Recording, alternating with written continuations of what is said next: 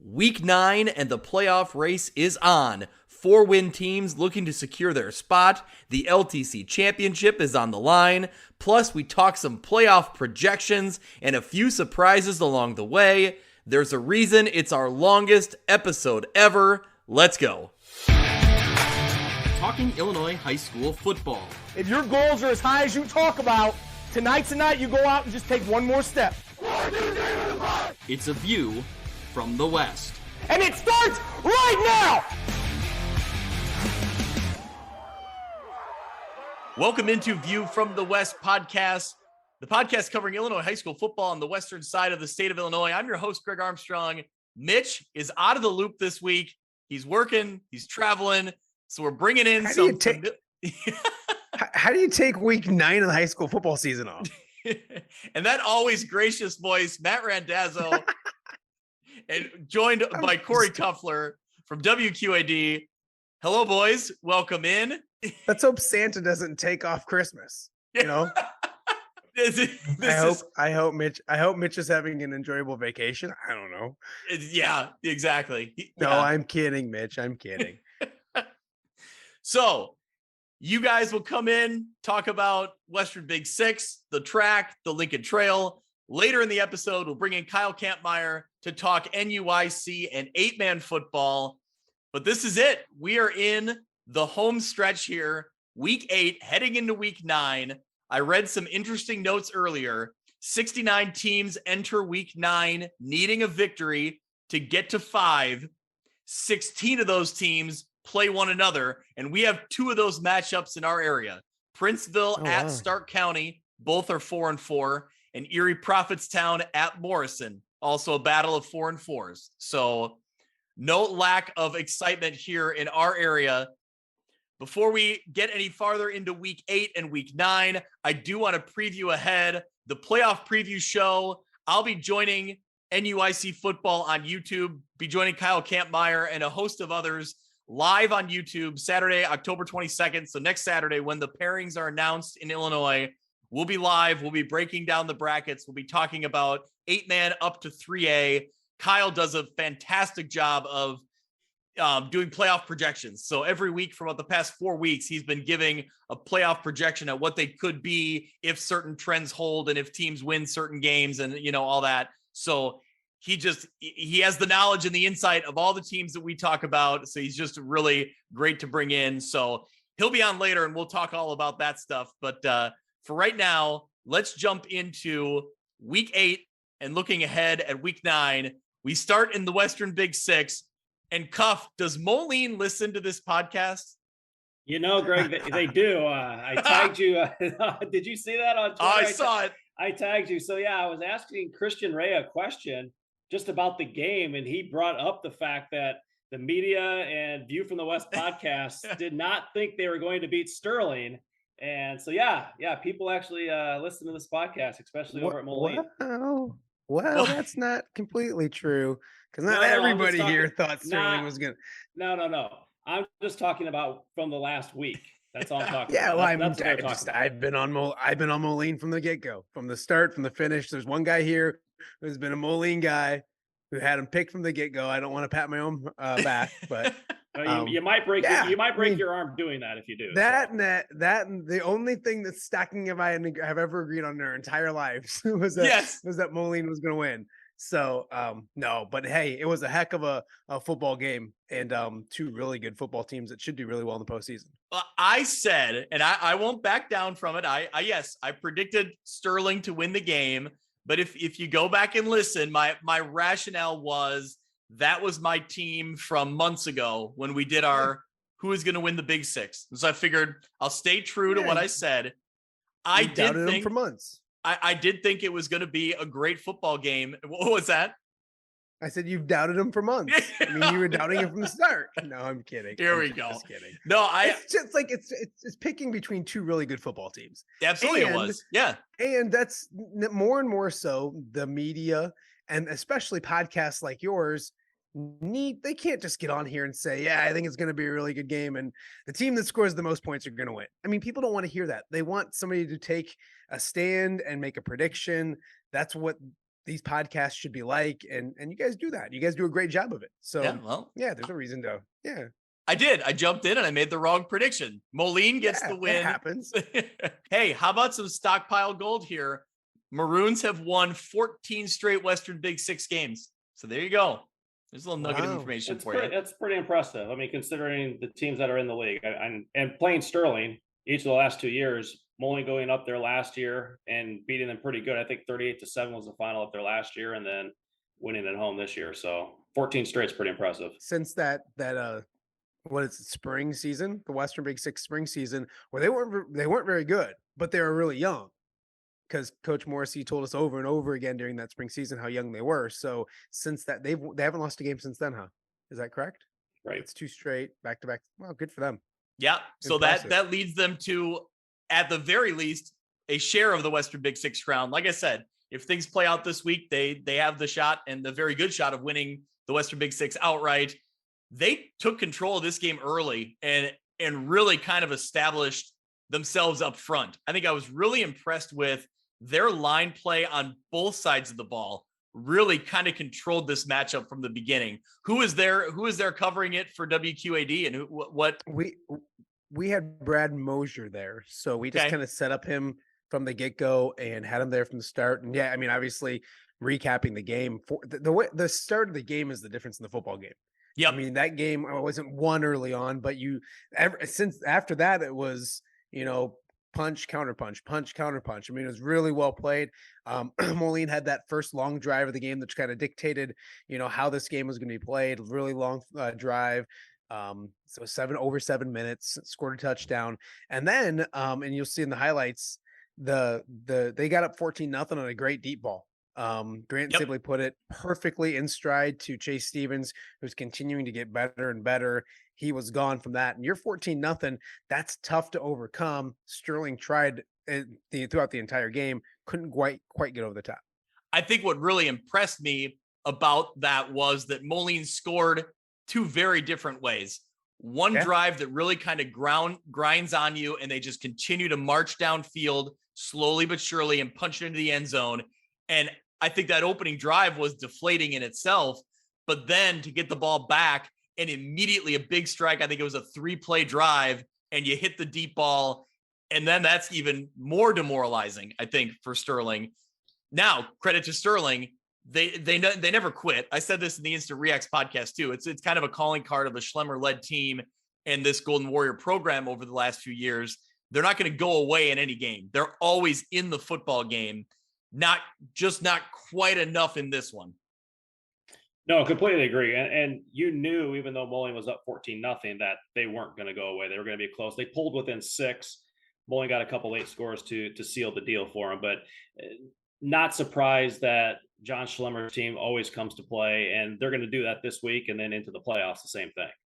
Yeah. So it's funny because the thing that I noticed was I talked to both schools, and both schools didn't love the refereeing. But that that means it was refereed correctly. And in my opinion, that means if either both teams aren't talking about it or if both teams don't like it, that means it was done correctly, because both have something to, I don't know about complain about, but it was equal in my opinion. And so, and we talked to Coach Morrissey. I'm not saying he came up and started complaining about the referees and all that kind of stuff, but we talked to him after the game on set with the score. So I didn't think you can take that completely out of it. I think it was a well officiated game and didn't have a bearing on the outcome. But you mentioned it, Greg. I think the reason these 2 teams are playing for Western Big Six championships and have been for the last couple of years is because of the line play. Their lines on offense and defense are on a different level than the other 6 teams in the conference, and it's not even close, really. And so that was what intrigued me, is these 2 offensive line, defensive line, those 2 matchups between these 2 schools were so good. And it was good throughout the entire night. And usually they're dictating how games are played in the Western Big Six. And so it was really cool to kind of watch and see really two teams that have 2 strengths, and that's their play up front, go head to head. And I think that's going to bode well in the postseason for both schools, because they do a good job up front, and that, they're not maybe the most explosive offenses when it comes to throwing the football and all that kind of stuff, but in the trenches, those 2 teams will go to work. They will battle all they come bring their lunch pail and then and go to work. And so that's kind of what you saw in this game. Both teams kind of dictating up front and just grinding it out and playing really good football. Yeah, it seemed like the very little space that Sterling would get, trying to run, trying through the run game, there wasn't a missed tackle. That they were closing that gap quickly and they were getting to the ball carrier either at the line of scrimmage or shortly thereafter. They really weren't allowing many big plays. One it seemed like a broken busted coverage led to the first touchdown for Sterling. But, overall, yeah, I was really impressed with the line play. Sterling battled through this one. They kept it close. We talked about the officiating. I think we have to talk about the play. Aubrey Threet rolls over a defender. It was one of those plays where you see it a lot, and the defender is on the ground and he kind of rolls over top and then springs back up. He keeps going for 35 yards. I don't know, did you guys see the play? Like, I haven't got tough to see it. Yeah, I did see it, Greg. And it's one of those things that if you were watching it in fast regular speed, whatever, Yep. Just regular speed, yeah, the official is standing there right in front, and it's hard to tell if his butt hits the ground. I don't think his knee really hit because he braced himself with his arm, but you still play to the whistle. Yeah. There was no whistle blown, so don't stop. Even Three got up and kind of stopped thinking he was down, and then nobody blew the whistle, and they told him to go, and he got 35 more. He got a few more yards out of it, obviously. But when they went back and showed the replay, and that was off of Golden Warrior TV is where I saw it. Yeah. Yeah, he did hit the ground. He was down initially. But again, you always play to the whistle. Whether or not that had a bearing on the final score or whatever, it's hard to say. Moline scored. They missed the PAT after that. So there was still a chance for Sterling at that point. I look back and I saw it, and yeah, it's an unfortunate call because I think he was probably down. And I think the calling card, like you pointed out, is that Threet himself kind of slowed up and stopped. Right. So that's kind of an indication to me that he thought he was down for at least that split second, before he had time to think about it and react. Now, all that being said, on the broadcast, Matt Gingrich calls it out immediately. He's walking the sidelines as the sideline reporter immediately said, no whistle was blown. There was no whistle. Right. So he's right. You have to play to the whistle. And it's unfortunate that, you don't want to have to make that assumption. You don't want to have to be put in a situation where you make that assumption, or you have to play through it. But yeah, the whistle never blew. And I think no matter how hard you want to be on officials on either side, I think you guys would agree with me. Going back in the years you've covered high school football, there's maybe 1-2 games that you can say, man, that call really defined the game. That changed the game. I struggle to think of hardly any games that I leave thinking that play was called and it changed the game. It changed the outcome. I don't think that was the case here, and it rarely is the case. Right. Greg, you coach. Youth sports. Yep. How many times after a game do you tell a kid like, hey, that was that wasn't, you struck out, but there's also this kid did this kid did this kid, there's mistakes made all over the place. And it's the same, coaches say it in the same way with referees. I guarantee you go back and watch that entire game film and you can find another questionable call or 50-50 call, if you will, that you're not sure which way they go. And I remember listening to the some of the Instant Reacts podcast on Saturday. And I'm so gun shy on getting after referees because there's not enough of them. And they don't need 3 more idiots sitting here ripping them a new one. They're already getting it from fans. Unfortunately, they're already getting it from play-by-play people and radio people and that too. So and coaches are obviously doing it, which makes sense. That's their job. But they don't get paid enough, and they're working their butts off. They really are. So so you're exactly right. That one play, it's a big play in the game and all that kind of stuff. I get that. If you're a Sterling fan listening, yes, we get that. We understand. But that's football. That's sports in general. And you have to play the next play and all those kind of things as well. So I don't want to harp on it too much because it was a really good football game. Yeah, in a 60-minute game, one call is not going to probably make or break a team. You can go back over that course of the game and how many third downs did they not convert that might have been short or whatever. There's always something that a team didn't do to win the game more so than a referee cost them a game. So unless it's Jason Foy's crew. Was it Jason Foy's crew? No. Okay, then never mind. No, It was a terrible call. They were out in Oregon. Foy is a bum. All right, just checking. And just to, to say it out loud, I didn't bring this topic up because I wanted to hound the officials, but I also felt like it was one of those situations that we couldn't ignore either because it was such a talking point. So, that's where we're at. And look at this. We have a surprise guest. Oh man, Mitch Stormer. He doesn't even know what time zone he's in right now, but he's working so hard and he's so dedicated to the pod. Mitch, welcome aboard, my friend. Yeah, happy to be here. Hello, boys. How are you? Good, Mitch. Did you hear I was making fun of you? Is that why you showed up? I could only assume that was what was happening. The real reason I wanted to join is because, I wanted to have a chance to repair my name after getting just absolutely dunked on by the Moline football team. Last year I picked them in the preseason to win the league, and I didn't get any praise for that. But I make one prediction about Sterling winning, and I get on, they get on live TV and have their shot at me. So, it is what it is. It is what it is. Hey, at least they're listening. Right. Hey, any pub is good pub. So yeah, happy that they're listening. When I saw somebody coming onto the pod, I thought I was scared it was stalking. So Mitch, I've never been more happy in my life to see you. Oh, thank goodness. When I had told Greg that I might not be on this week, I said, this is your one and only chance to have a stalking episode. And fortunately for everybody, that didn't happen. So man, look at this. See, Mitch comes on because he wants to make sure Dazzo's not insulting him. And then he comes on and now you guys all bag on stocking. Yeah.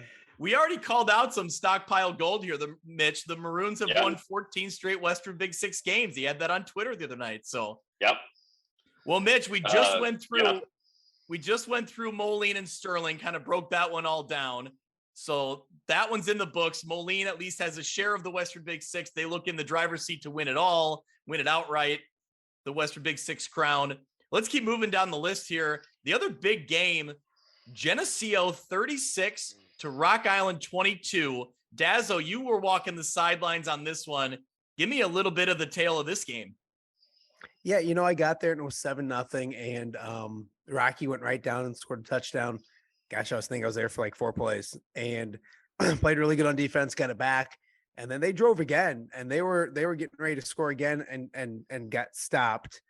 And there was I'm trying to think back.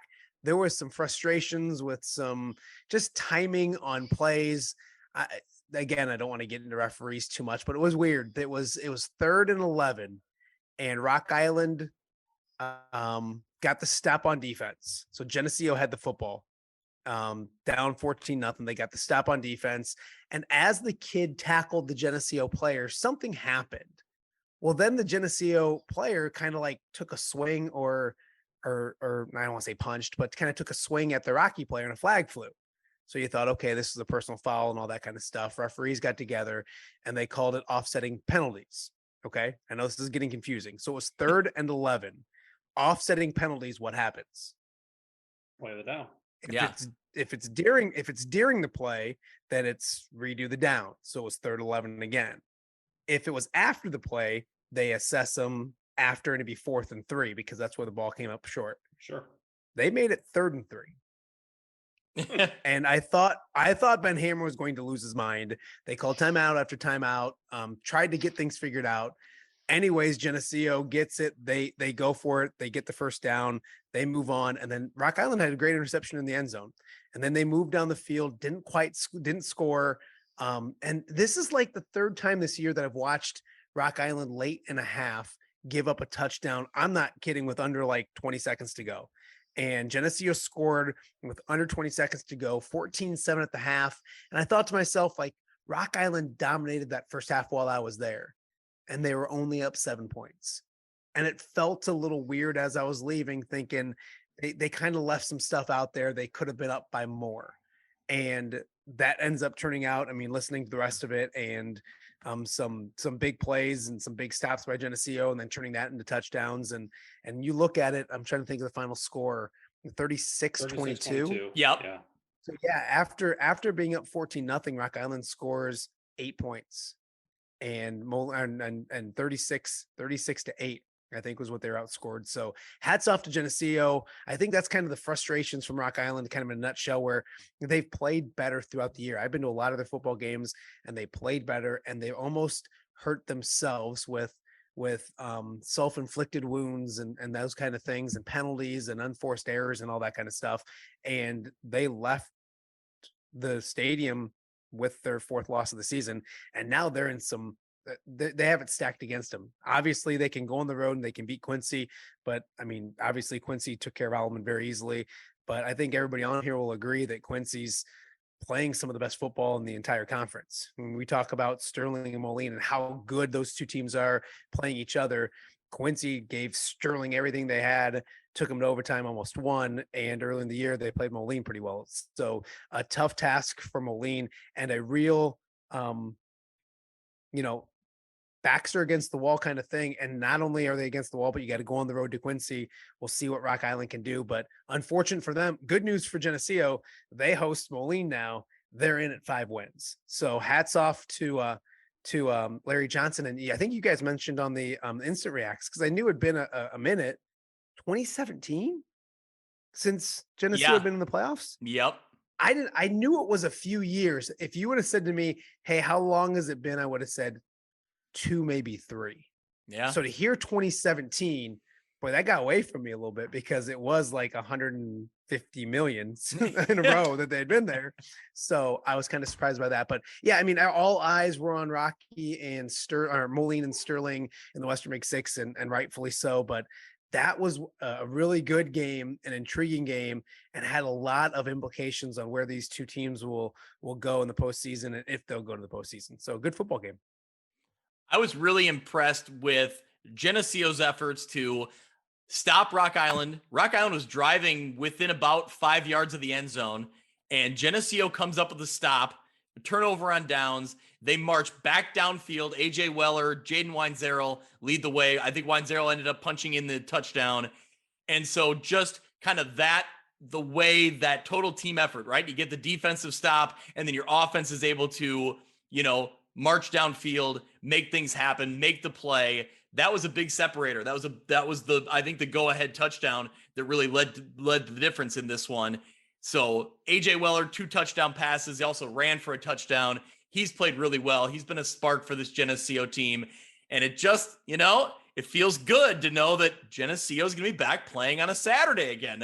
That feels right. Yeah, what was it? They made like 55 in a row or something. And then 2017 was the first year they didn't have a winning record. And then obviously 2020, they don't play. Yep. 2021, there's no postseason. So yeah, to get them back in, and Larry Johnson said last year, this is a team that needs to grow up, because they had a lot of sophomores playing last year. They've grown up a lot this year. They've got some big wins when they needed to. And obviously this win at Rocky was one of those. Yep. Few other games to talk about here in the Western Big Six. Galesburg gets the kind of shootout win here, 46-35 over United Township. Amari Richardson goes for 4 touchdown runs. So credit to the Silver Streaks. They get a late season Western Big Six victory. On Saturday, you had Quincy getting the big win over Alleman. A few numbers to go through in this one. Brian Douglas, 3 touchdowns, 150 plus yards rushing, and some Quincy High School single season records being broken in this game. So season-long records, sophomore Braden Little sets the Quincy single season passing record, now going 1,881 yards, only a sophomore. So very impressive there. Yeah. He's going to rewrite the record books at that school. Yeah, absolutely he will. And a senior wide receiver that he's throwing to, Gregory Quince, sets the Quincy single season receiving record, now with 678 yards with 1 game left. So just a really dynamic offense, and they're fairly young. Quince is a senior. I think Brian Douglas is also a senior, the name I had read earlier, but they have other pieces coming back for this team. This is a team that fell 1-2 plays short of beating Sterling this year at home. Yeah, they're right there in the mix. They're good. I was at that game on Saturday night. Interesting fact about this game. First play of the game for Alleman. They throw a 70-yard touchdown pass. It's 7-0, 10 seconds into the game. They kick off. Quincy gets the ball. Their first play from scrimmage, 65-yard touchdown the other way. It's 7-7, 36 seconds into the game. Yeah. You gotta love cool. when you need highlights in a hurry, you gotta love that, right? And then they go on. Quincy goes on to score 51 in the first quarter, which has to be a Big Six record. I would think so. What's with this year? We saw Princeton do that too, put up a ton of points in one quarter. I don't remember that was against Chip Filler in Orion. Was it? And you were there too, right? I was at that game too. It was 35. It's you. They put up 35 in the first quarter. So yeah, it must be me. Yeah. Well, I saw that Alleman scored on the first play of the game and the last play of the game. Correct. So you don't see that a whole lot. So anyway, let's look at the week 9 slate. United Township at Sterling, Rock Island at Quincy, Alleman at Galesburg, Moline at Geneseo. So one of those matchups that's interesting to me, Moline and Geneseo, it's not for a playoff berth. Both teams are in the playoffs, but a really good tune-up for these teams. Can Geneseo kind of continue to grind, and can they give a game to Moline? I think that's a interesting one to look at. Moline's really going to hate me because that's how I lead into this game, right? Mitch, why don't you talk? They'll like it. Let me take the reins on this one. Like you said, this is interesting. I think we talked about it on the Instant Reacts where, the way that Geneseo played and came from behind against Rock Island. Hosting, I think, is a big key here too. A Moline team that I don't know that they're looking ahead, per se, but maybe coming off a really high of a win in week 8. So could this be a trap game of sorts for the Maroons? I don't think so. I think they will win and win the conference crown outright. But like you said, it's interesting because Geneseo can put up a fight if they have their passing attack with Weller working, if they have Jerron Neal on the rushing attack. So this is on notice, but I do think Moline will win. See, now you say that you think Moline's going to win, but nobody believes you anymore. They just think you're trying to score points with them, Yep.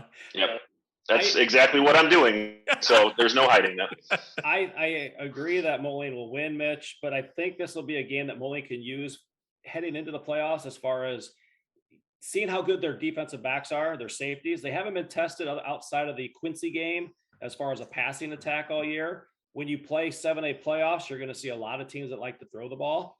They have some good DBs and safeties, but I think this will be a good primer for the playoffs to see how well they handle that type of a passing attack, because AJ Weller is a pretty good quarterback. And I think if I'm remembering right, they didn't let Braden Little do too much against them, right? He had a couple touchdowns. He had one nice drive before the half while I was there and threw a couple nice balls. But he's probably the elite quarterback of the conference. Mm-hmm. Yeah.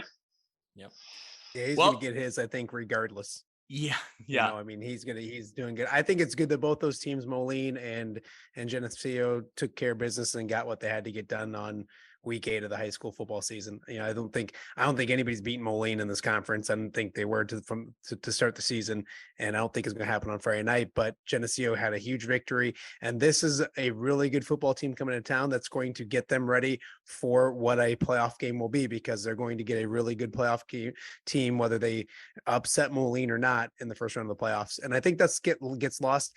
I know that those guys over Moline are excited about a Western Big Six championship. I think the coaching staff's probably more excited about the fact that they're most likely going to be at home for the first round of the playoffs. I think that was a bigger prize of beating Sterling than a Western Big Six championship, and they would never admit to that. They never said that, but I think it's a big deal to be at home in the first round of the playoffs for them. So and they kind of took all of the guesswork and excitement out of the game by both teams winning last week, but obviously a big football game, and it'll be fun. And I think this is what you say on this podcast.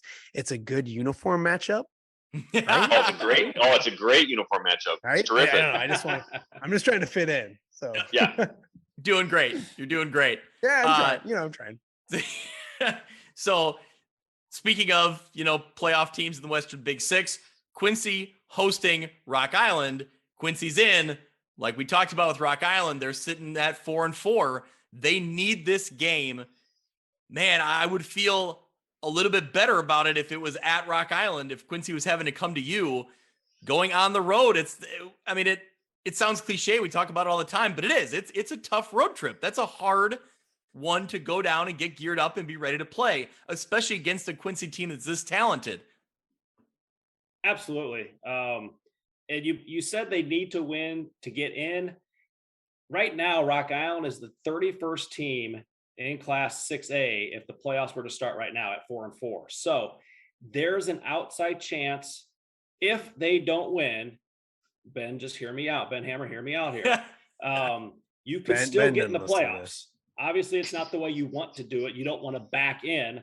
You want to go down there. You want to get a win, which I think they can. They have the ability. They have the offense that could do it. But if they don't, there's still a chance that they could get in.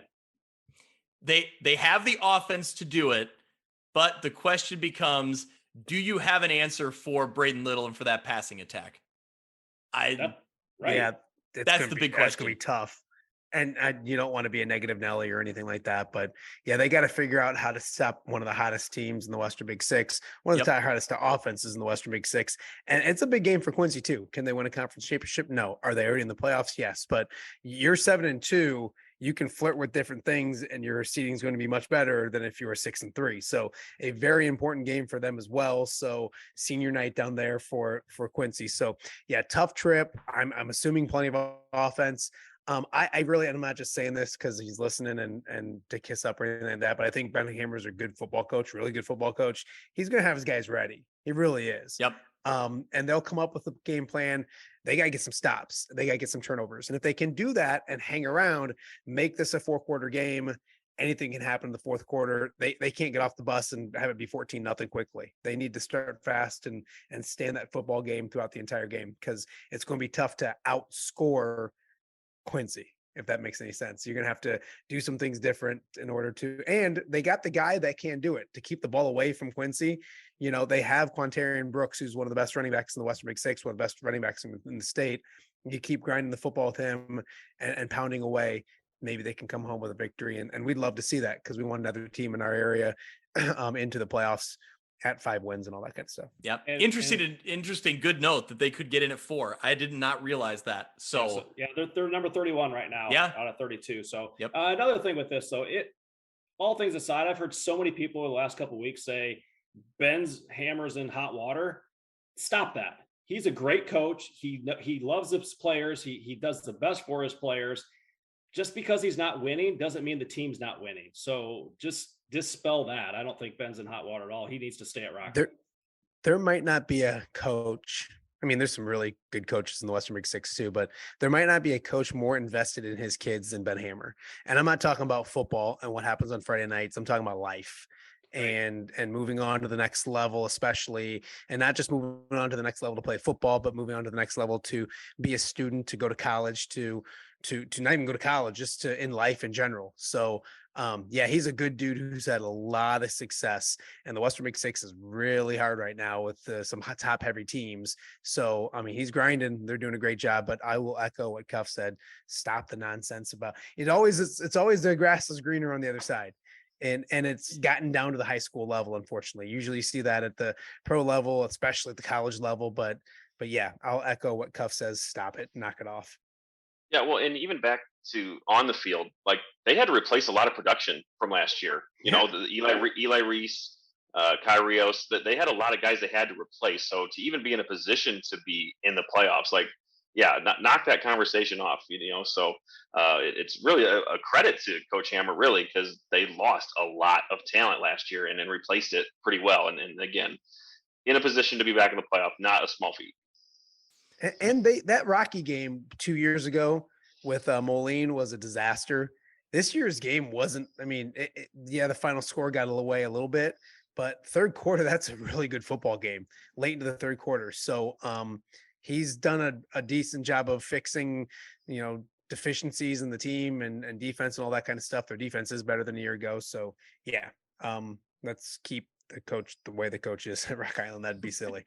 So one more game I want to touch on in the Western Big Six before we move on. This has not been the season that United Township had drawn up.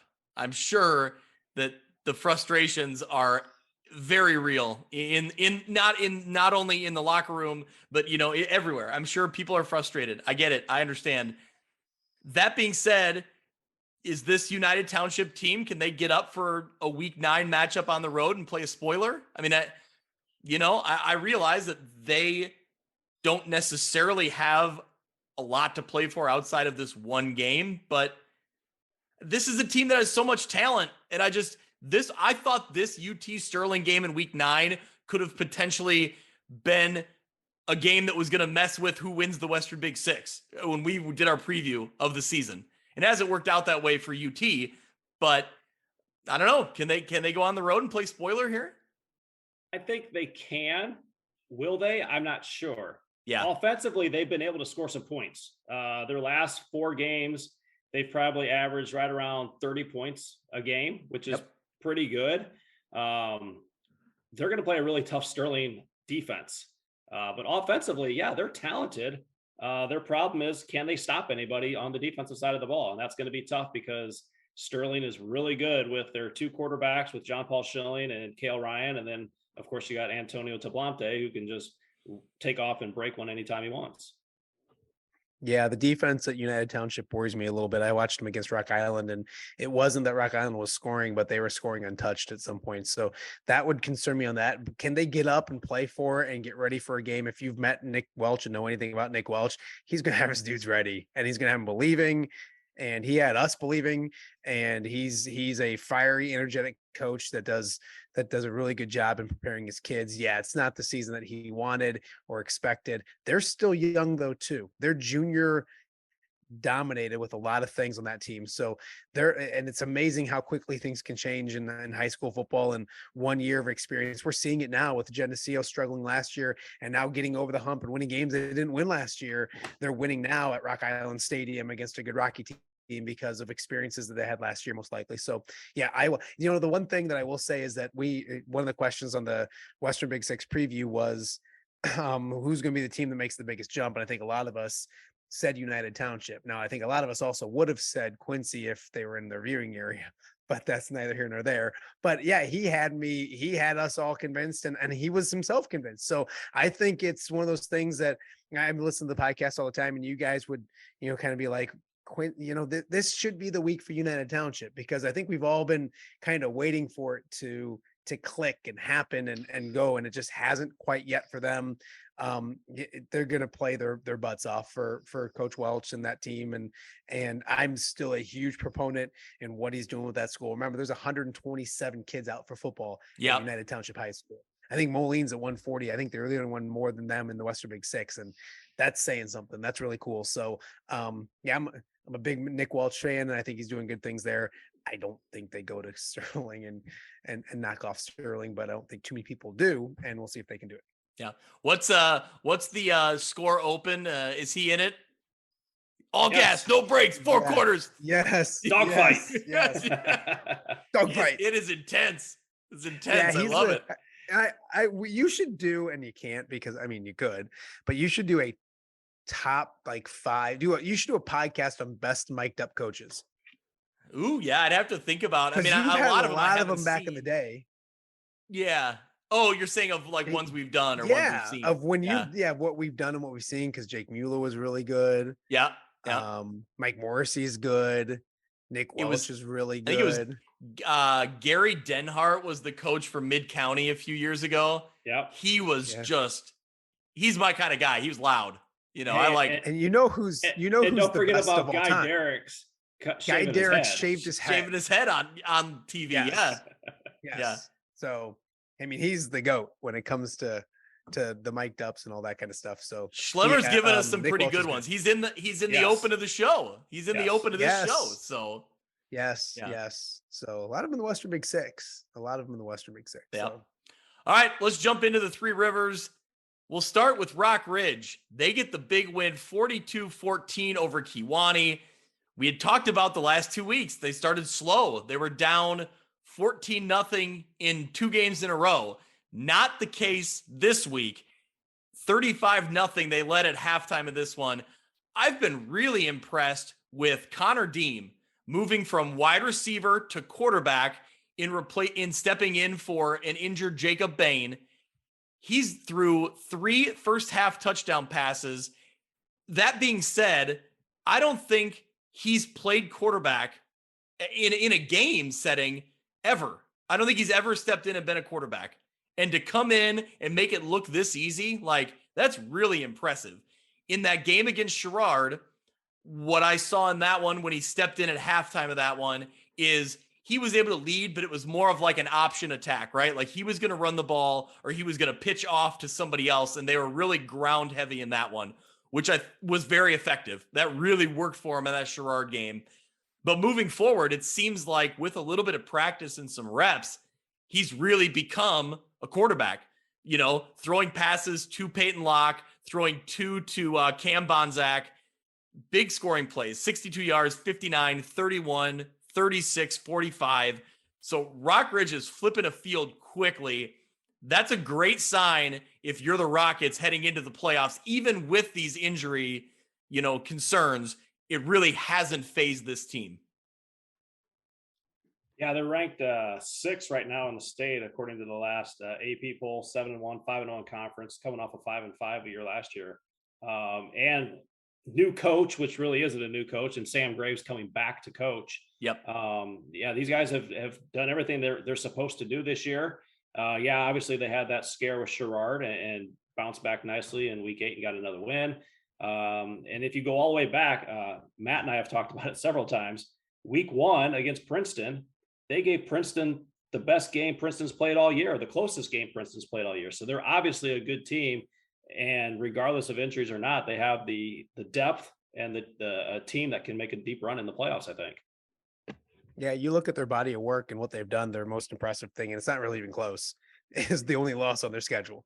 To hang with Princeton, to only lose by 19. It was closer than that, I believe, at the half. That's the most impressive thing. They haven't had a win that they've had that's been less than 2 touchdowns, except for if you want to count the 1-0 win against Riverdale, which isn't a win, it's a forfeit and all that kind of stuff. But anytime they stepped on the field, they've beaten teams by 2 touchdowns. I'm curious.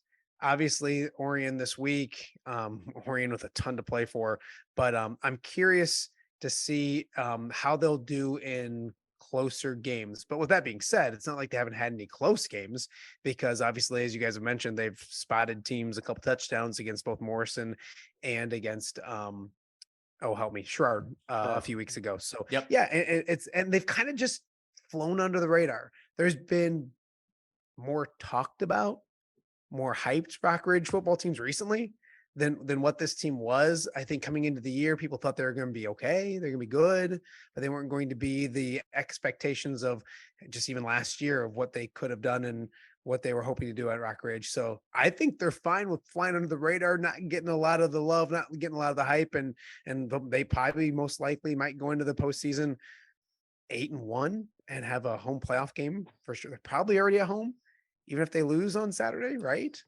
Yeah, they're currently, let me look here. Or not Saturday, but for Friday. On Friday, yeah. They are currently in the Class 3A rankings. They are, 2A rankings. They're ranked 8th right now, and they've won their side of the bracket, so they will host the first round game. Yeah, I mean, playing winners of 7 straight right now, looking to close out with 8 straight victories.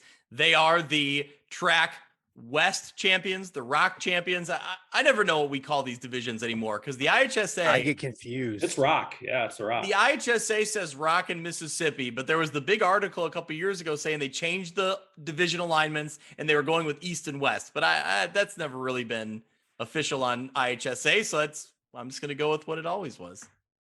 So anyway, Mitch, what say you? It was Big Rivers back in my day, so right.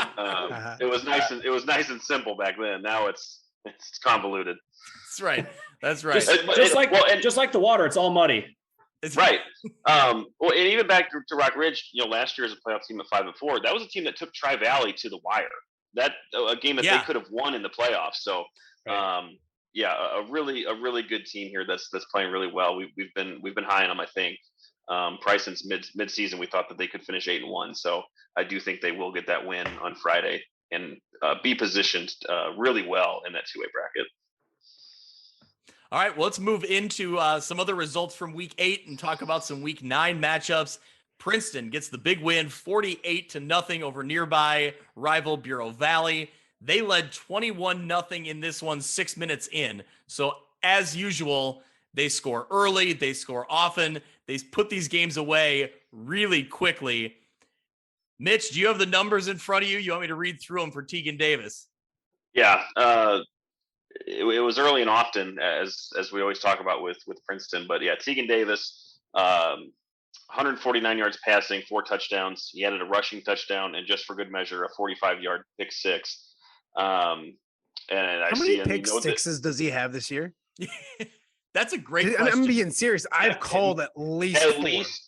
I was going to say at least 3. So yeah. Yeah, I thought at least 3.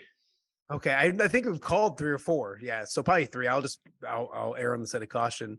But it seems like every time we get you know what it's like, Greg. We get a shot sheet and it's like Tegan Davis touchdown pass, Tegan Davis touchdown run, Tegan Davis pick six. Well, I mean, he also had the punt return in one of the highlights for a touchdown. Yeah. So he literally finds a way to score in 4 different ways: on special teams, on defense, running the football, and passing the football. Dude's awesome.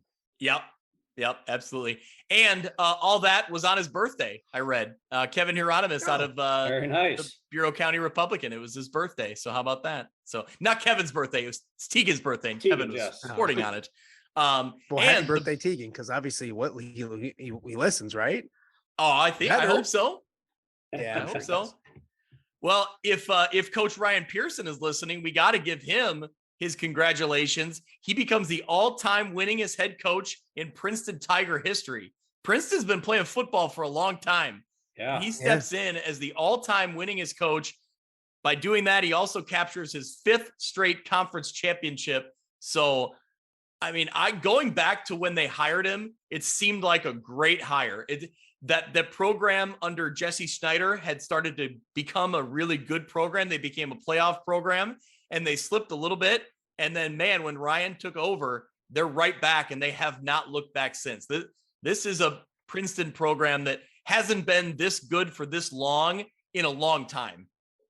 Well, and when he came in, if I remember, he's the one that brought the Fear the Stripes. Yep, absolutely. Brought that whole new moniker and mentality to the team. And they've just kind of fed off that year after year. And every year they continue to make strides. They're currently, if the playoffs were to start today, they would be the number 1 team in Class 3A at 8-0 at this point. But with playoff points, they're 1 point ahead of Fairbury Prairie Central.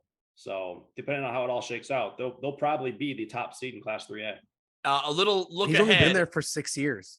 Yeah. I'm sorry, Greg. He's only been there for like 6 years. Yeah. Like to do what he's done and to get that record and just the 6 years is pretty amazing. And we talked to him when we went up there for we did some Score on the Road for the 11 o'clock show a few weeks ago, and then had him on the score after winning, and he against St. Bede, I think. And he likes this team.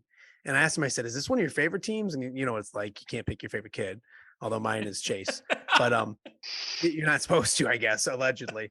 So, but he didn't want to say that, but he's like, these guys are just so much fun to be around. He's like, they're really fun to be around. They have a good time, but when the lights come on, when it's time to go to work, they get their work done. He really just enjoys this team. So it's cool to see, and might be his best team, one of his best teams, obviously. That's a debate for another day. And I'm sure there's other Princeton teams that are listening to this probably saying, no, wait a minute, 18 or all that was pretty good too. So, well, I think the story is still unwritten for them. I mean, they have a chance to really, etch their name, in the history books. But Cuff, you referenced Princeton right now is projected to be the number 1 seed on the North bracket in Class 3A. A little tease ahead, Kyle Kampmier joining us at the second half of the show. We'll go through and break down his playoff projections. And that 3A North bracket, there's a lot there. There's a lot there. Anybody who wins in that bracket is earning it. And I think Princeton's very much one of those teams in the mix that makes it a really, really good bracket. So yeah, just looking in Class 3, obviously you got Princeton up there. You're going to have Elmhurst, IC Catholic. Yep. Tolono. No, I guess Tolono will be down south. Byron will be up there. Yep. Genoa Kingston. There's Stillman Valley, 9-0. Valley, yeah, they're going to be 9-0. So they'll probably be the top 2 seeds right there, Princeton and Stillman Valley. It's names that you've heard for years and years, those perennial programs. So Anyway, talk more about that in a little bit. But how about, one of those perennial programs we talk about every year? Sterling Newman gets the win 30-27. This was a big matchup, must-win game for Newman. They come away for, I believe, the second week in a row, winning a really close matchup. They beat Hall, I think, on the last play of the game a week ago, right, Mitch? Yep. Yeah, that's right. And then to come away with this one against a Mendota team, high-powered Mendota team. So they moved to 5-3 now. This one back and forth, each team kind of scoring, trading scores, really kind of that like thunder and lightning matchup, right? The ground game of Newman against like kind of the more high-powered quick strike of Mendota. It goes the way of Newman, JJ Castle with a touchdown pass to AJ Batten. Same connection you saw in the win over Hall. So impressive win for Newman. Now sitting at 5-3, making themselves playoff eligible. And credit to Mike LeMay. This team was 3-3 after 6 weeks. They've won their last 2 to become playoff eligible. They play Kewanee this week, so a chance to win 3 in a row. Their only losses to this point are teams that are already in the playoffs with Rock Ridge, Peru St. Bede, and obviously Princeton. So Mike LeMay has them playing perfect blue machine football, if you will, at the right time. Yeah, and go ahead, Mitch. I think it's the second straight year that they started 3-3 and are going to end up in the playoffs. Yeah, that sounds right. Yeah, going back to last year, I do remember that being the case. What really impresses me, and I think could pay dividends come playoff time, is they haven't just won 2 games in a row, but they've really had to battle and win 2 games near the end. If you're really battle tested and the situation, the moment in the playoff time won't be too big for you, right? Like we've been here before. We've done this before. You kind of keep your nerves calm a little bit. I like that. If I'm Coach LeMay, I think that my team has been battle tested, and going into that 2A bracket, there's potential there where, the situation won't be too big for them. So, yeah, you hear the cliche all the time that our playoffs started week 7 or whatever, but that's the case for Newman. Their playoffs started a few weeks ago. Some of these teams that have 4 wins that are going to start playing or play this week to get that 5th win, their playoffs are starting now. That's just the way it is. And so they kind of get used to and accustomed to the big games and the back to the wall, and you get confidence when you start making plays and making game-winning plays late in games like Newman has. So yeah, it's Newman. Like, what was it when we were, I think it was the Scott Weiss that said, like, it's Newman. It's Newman, and it's towards the end of the season. That's a pretty good bet. That's a pretty good pick if you're gonna see the Blue Machine playing on an October Friday night or on a Saturday in November. It's a pretty good deal. So Yep. Well, speaking of teams kind of turning their season around, Monmouth Roseville gets the win 28-6 over Erie Prophetstown.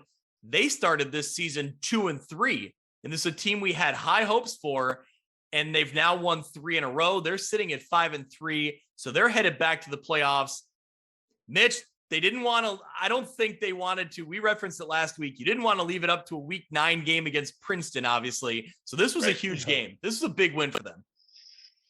Yeah, like you said, we were high on Monmouth Roseville with the talent that they brought back this year. So it was good to see them turn that around and bring that to fruition a little bit.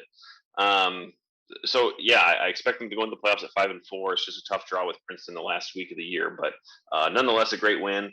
Now puts Erie in a predicament against Morrison, which we'll talk about in a minute, as both of those teams will be 4-4. That's a big matchup in week 9. So, but for the Titans here, starting to play really well. Never know what could happen in the playoffs. So, or week 9 for that matter against Princeton. So, but regardless, great turnaround here, and we'll see them. We'll be talking about them for at least 2 more weeks.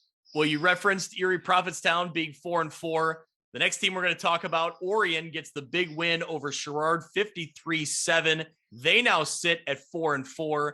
They have the must-win game against Rock Ridge in week 9. So we'll talk about that in a second, but a big win for Orion. Another team with a big win, a non-conference win. Morrison gets the win 56-7 over Leroy. Offensive line paving the way for 400 yards of total offense. Defense only allowing that one touchdown. Mitch, you got some Morrison Mustangs putting up some impressive numbers this week. Yeah, and I've said it all season really that I've been impressed with Morrison, much better than they were last year and in years past. So a young team, only 4 seniors, was able to watch some of this game. They had it live streamed on Facebook. So Danny Mao and Chase Newman have a really nice connection going. They're in sync. They're timing their routes right. So I had said that I wasn't really impressed with Leroy prior to this game. I don't want to take away from Morrison's win, but good to see them get the win here and be in at least a position to get a playoff win, which against Erie, I think that they could. Jace Grunder there for the Panthers is a really good talent, really good running back. But the way Morrison's been playing all year, I think might give them the edge, and my bias gives them the edge. So, I like what Morrison's been doing, and this was a good game. Yep. Well, one more game to cover in the Three Rivers. Hall gets the win over St. Bede, 42-27. So St. Bede has now dropped 2 games in a row. They lost to Princeton, which maybe we kind of saw that one coming. But I give huge credit to Spring Valley Hall getting the big win in this one. A year ago, Hall was 1-8. And this year, they're now sitting a game away from a playoff berth, sitting with 4 wins. And Mitch, we've talked about him since the beginning of the season. How about Spring Valley Hall quarterback Mac Resetich? Yeah. These numbers are ridiculous. Yeah. Another typical night for Resetich, right? Or day on Saturday afternoon, I think it was. It might have been at night. Either way. 104 yards passing. But he ran for 324. So it's 6 touchdowns. So I'm glad you put the numbers in here because I was really interested to see what his season numbers were. So now he's almost at 1,900 yards on the ground and 25 yards rushing. So 25 touchdowns. Sorry, 25 touchdowns. I'm sorry. Yep. Yeah, one of the track's top talents who again he was good last year and Hall had a bad season. So good to see him and the team getting a little bit more success because he deserves it as a talent who probably doesn't get talked about as much, being a little bit further away. And again, being on a team that wasn't as good last year. So, but he puts on a show every single week. Yeah. He is making the potential player of the year debate really interesting in the Three Rivers. Because I think Tegan Davis has been the front runner all year long. But man, I look at what Resetich is doing week in and week out. I got to see the overall numbers when it's all said and done.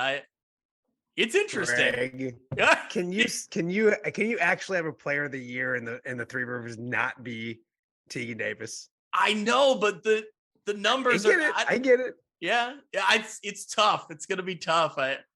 I saw Resetich play week 1 against Orion. He had a touchdown, a rushing touchdown, and a punt return for a touchdown. They were up 12-0 when I left, and that was all they scored. Orion then won the game. Okay. A couple things to keep in mind. One, it's somewhat hard to compare the two because Tegan Davis probably only plays really for a half, right? Whereas Resetich has to play that well for his team to win. That's right. Number one. Number two is if you took both of those players off of their respective teams, who has a worse record than they do now? Obviously, they probably would not be both as good as they are, but Princeton would have a better record than Hall would if those players weren't on their rosters. Yeah. Agreed. Yeah, that's fair. That's what I'm saying. It's gonna be a debate. It's gonna be tough. So with the win, who's the voting for your players? Who does the voting? Is that just you and Mitch? Yeah, you're talking to him. Yeah. Well, it's not really a vote. It's like a dictatorship. It's like, I'm just saying. No, I'm kidding. Go ahead. It should be noted that I took Tegan Davis last year in my first pick in the fantasy draft. So if I had that pick again, again, you're dealing with a really good player who, if he plays, all 4 quarters every game, what would his numbers look like, right? They'd be outrageous. What if you switch them? What if you switch to the 2 players and Tegan Davis played for Hall and Resetich played for Princeton? Yeah, I mean, I think you're in a similar situation. Yeah, I think what Princeton would happens be if a Greg 7-1 team, possibly. Maybe they don't win that first game against Rock Ridge. That'd be the only one. What if Greg votes for Tegan Davis and Mitch doesn't? How do you guys break the tie? So we had the debate. I can't remember. We've had debates in the past, and yeah. Come on, not all marriages. Every marriage has a fight once in a while. So me and Mitch are bound to argue about it. Yeah, you see what happens when we both don't. When we both pick Sterling, we got one fan base just all over us. So we have to have that balance. So only one of us gets the heat. True. Very true. All right. I'm glad you guys got that decision and not me. I just picked my favorite kids. I can't pick between those 2. Jeez. Wait, you got 4 kids, not 2. Then that favorite kid will switch by tomorrow morning. Trust me. It changes by the day. So yeah. So all right, well, let's jump into week 9 then. Like we said, Spring Valley puts themselves in a great situation here, sitting at 4 wins. They have Bureau Valley this week at home. So Spring Valley Hall hosting Bureau Valley. St. Bede goes on the road to Mendota. Newman is at Kewanee. Erie Prophetstown at Morrison's. That's a battle of 4-4 teams, both sitting at 4-4, looking for that 5th win. You have Orion looking for win number 5 at Rock Ridge. Princeton goes on the road to Monmouth Roseville. And the non-conference game to end the season, Ottawa Marquette travels to Sherrard. So my Crusaders coming into the Quad Cities area for a game against Sherrard. But duly noted, Greg. Duly noted. A former Three Rivers member, Ottawa Marquette, so it's not their first go around. Correct. Oh yeah. But at the time, Sherrard wasn't in the Three Rivers, so they weren't. Right. Those 2 weren't playing each other. But besides that matchup, let's go ahead, Cuff. What game stands out to you?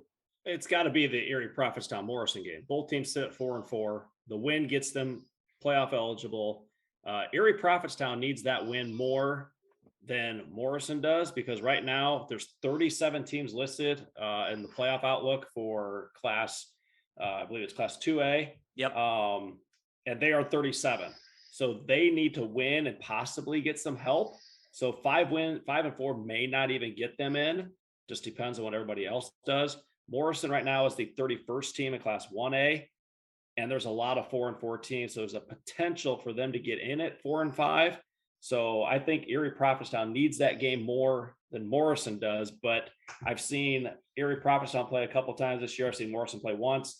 I think Morrison has a little bit better offense and should probably come out on top in that game.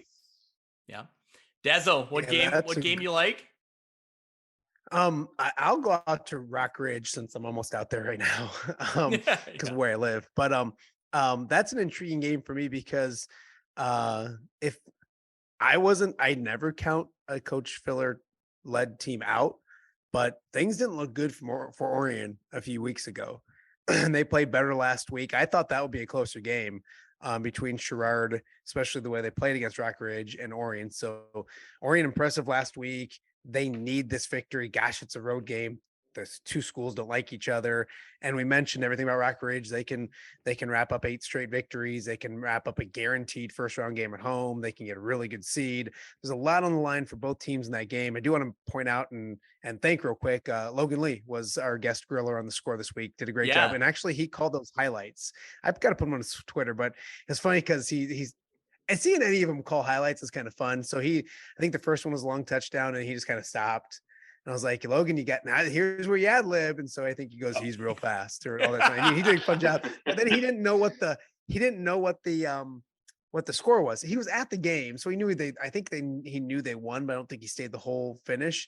Yeah. And I go, let's show us the final score. And he goes, 53-7. Huh. Nothing's changed. And that's how he finished it off. He goes, nothing's changed. So I thought that was fun. So yeah, Orion get a little mojo to them last week. We'll see if they can head on the road to Rock Ridge in a great rivalry game and somehow find their way into the playoffs. Cuff, you got stuff in front of you. There's no way that like Orion can lose and still get in at 4 wins, right? There's a chance. Right now they're the 30th team, and there's like maybe 7 or 8 4-4 teams. So there's an outside chance. It's probably not likely looking at who some of these other 4-4 teams play.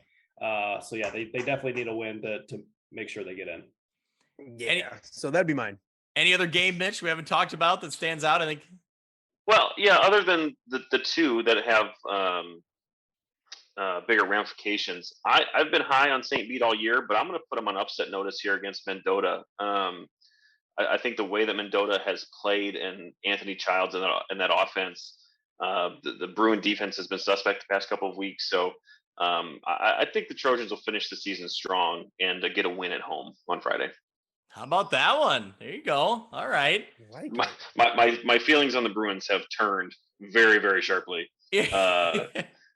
And if they go limping into the 1A playoffs, that's not going to be an ideal situation. So on the other side, for St. Bede, it really is a game that they need to play well because they're gonna find that gauntlet in the playoffs. Yeah. Yep. Again, before we wrap up the Three Rivers, I think exciting for Spring Valley Hall if they can continue to get the job done. Obviously, this big win against St. Bede, you can't let that overshadow what you have to do in week 9. They still got to get the job done against the Bureau Valley team that I'm sure is hungry to play spoiler. But either way, they've put themselves in that situation after a 1-win season a year ago. And so see if Matt Krasetich and the Red Devils can do it one more week and find themselves in the playoffs. Let's get into the Lincoln Trail Conference here. Anawan Wethersfield gets the 32-24 win over Rova Williamsfield. So that will set up Anawan Wethersfield and Mercer County playing for everything next week. Mercer County got the 28-0 win over Stark County. So that's the big one. We'll talk about that in a minute. Anawan Wethersfield versus Mercer County, the Lincoln Trail Conference title on the line there. Stark County now in a must-win situation as they have Princeville next week.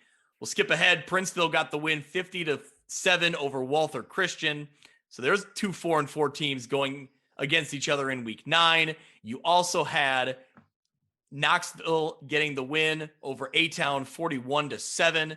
Jackson Johnson, 117 yards and a touchdown. Oscar Young with 92 yards and a touchdown. And then the last game to cover, Rushville Industry beat United 50-16. So that sets us up here in week 9. A-Town at United, Mercer County at Anawan Wethersfield, Knoxville versus Rova Williamsfield, and Princeville at Stark County, the battle of 4-4. And Mitch, you called it a few weeks ago. You said that Princeville was going to find themselves at 4 wins. And that back then you said Princeville was going to come away with this win to move to 5. Yeah, I think they were 2-3, and I said that they were going to win. They were going to make it to the playoffs. So I'm going to stick by that. I think that will be a really good game. Princeville hard to get a read on because they're just so far away. Yeah. But again, they would come in and wrap up a really good comeback story for the Princes. I'll let the other guys take the other couple games here, but really intrigued by Knoxville and Rova too. Again, talking about with St. Bede, if you're Rova, you don't want to go into the 1A playoffs kind of limping, losing 2 straight. So can they compete with Knoxville? I don't know, just because I've been impressed with Knoxville, but I think for Rova, you really want to play well there to not be a 5-4 in the 1A playoff. For the record, before we move on, I said that Stark County is going to come away with this win, bounce back, get their 5th win. So me and Mitch, once again, do not agree. Yep. Gosh, you too. I'm worried about your relationship. Michael is arguing. Cuff, what are you seeing here? Well, obviously the big one is the Mercer County Anawan Wethersfield game. Yep. But I mean, there's some good games here. There's some teams that need to win to get in the playoffs. Like Mitch was saying, even if Princeville wins, there's a chance they don't get in because oh wow, they only have 30 playoff points, and they're one of the lower tiered teams with the playoff points. So that's concerning for Princeville, but it concerns you guys on View from the West. It doesn't necessarily concern us at WQAD. So that'd be for Jim Madsen and Peoria to worry about. That would be. But as far as that Aledo Mercer County game, Mercer County Kewanee Weathersfield game, it's obviously for the championship, and the Lincoln Trail winner will get the bye, or not the bye, but the first round playoff game at home. One thing of interesting to note for this game, I tried to have Mercer County on the Score Sunday this past week, and they were not able to come up with some guys to come down. They had a former player get into a really bad car accident and had to be flighted down to OSF in Peoria, and a lot of the players went down there to see him. So maybe just a little extra incentive for Mercer County heading into this game, playing for one of their former players as they go to play Anawan Weathersfield. Yeah, certainly, thoughts and prayers to Mercer County and everybody affected there. That's tough no matter when it happens, but for these guys to try to, refocus on football is certainly a challenge there. But this is, outside of Knoxville, I think we thought that Knoxville, Mercer County, and Anawan Weathersfield would be in the mix. And with Anawan Weathersfield coming away with the big win over Knoxville a few weeks ago, that sets this up right here, So really intriguing matchup. I like what I've seen in Mercer County. I like what they've done.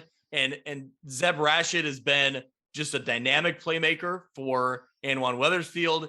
Just a matter of which defense comes up with stops and where's that key turnover. That's right. What wins games. And going way back to the beginning, what we said about Moline and Sterling, who can win up front?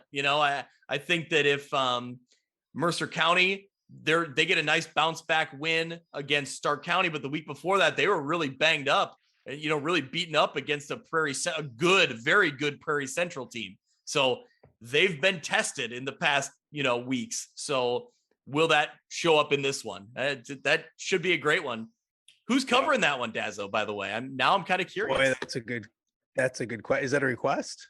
I'm I'm also curious to see the Morrison and Erie Prophetstown game as well, with 4 and 4 teams. So I think you can make the swing from Prophetstown to Weathersfield, right? Isn't it just down the road? Yeah, we'll get the chop right out for you. You'll be good. You'll be in one and out the other. It'll be great. When you look at that game is at Morrison, so you wouldn't get a whole lot done in Prophetstown, but. I'm sorry. I thought it was at P-Town. Well, now we can't do it. It's not a swing. It was when it was in Prophetstown, but now it's just impossible going to Morrison. No, when you look at that game, and those teams have been tested. You look at their losses on the season, and Anawan Weathersfield's only losses to a very good Ottawa Marquette team, and you look at who Mercer County's lost to a good game on the road at Knoxville, and then we know Prairie Central, really good football team, a bigger school, battle tested, one of the best teams in the state. So, but besides that, you look at the wins that Aledo does have. You look at a Farmington victory still back in week 1 of the season.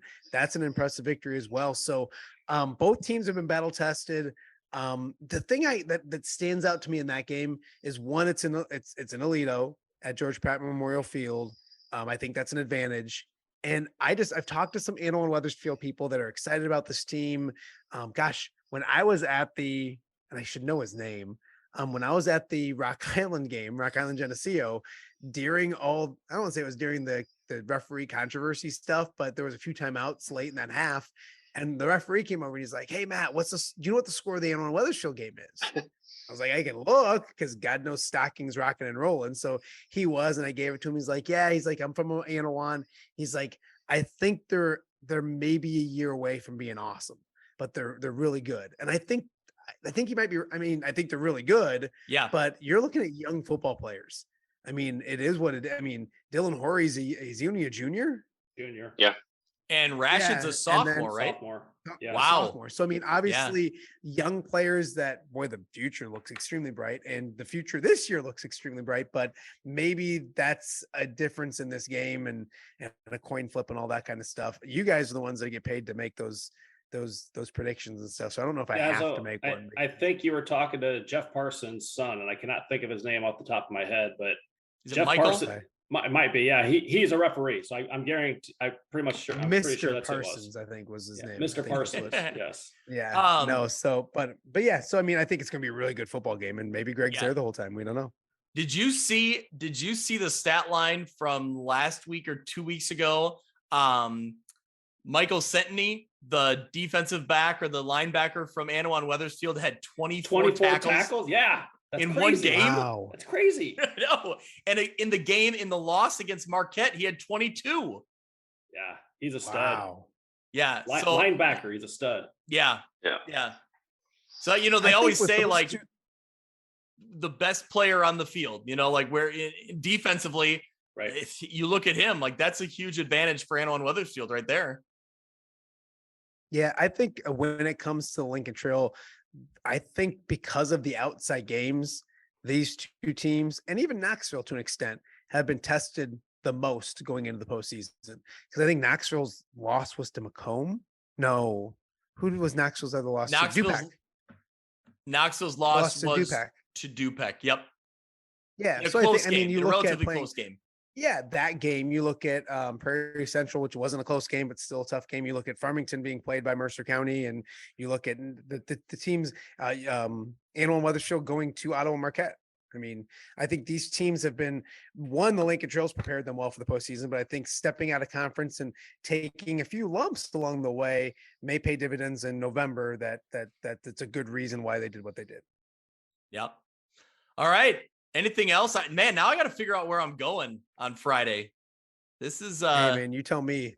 You're like the high-priced free agent that just comes in and dictates what he does. It's like, yes, Mr. Armstrong, we'll have this ready for you. Yes, Mr. Armstrong. Yes, only green M&Ms. We won't have any other M&Ms than green, those kind of things. So I had to miss. I wasn't able to be at WQAD or shoot any football last week. My wife was out of town, so I was home. Which it took until Thursday night for me to actually believe that.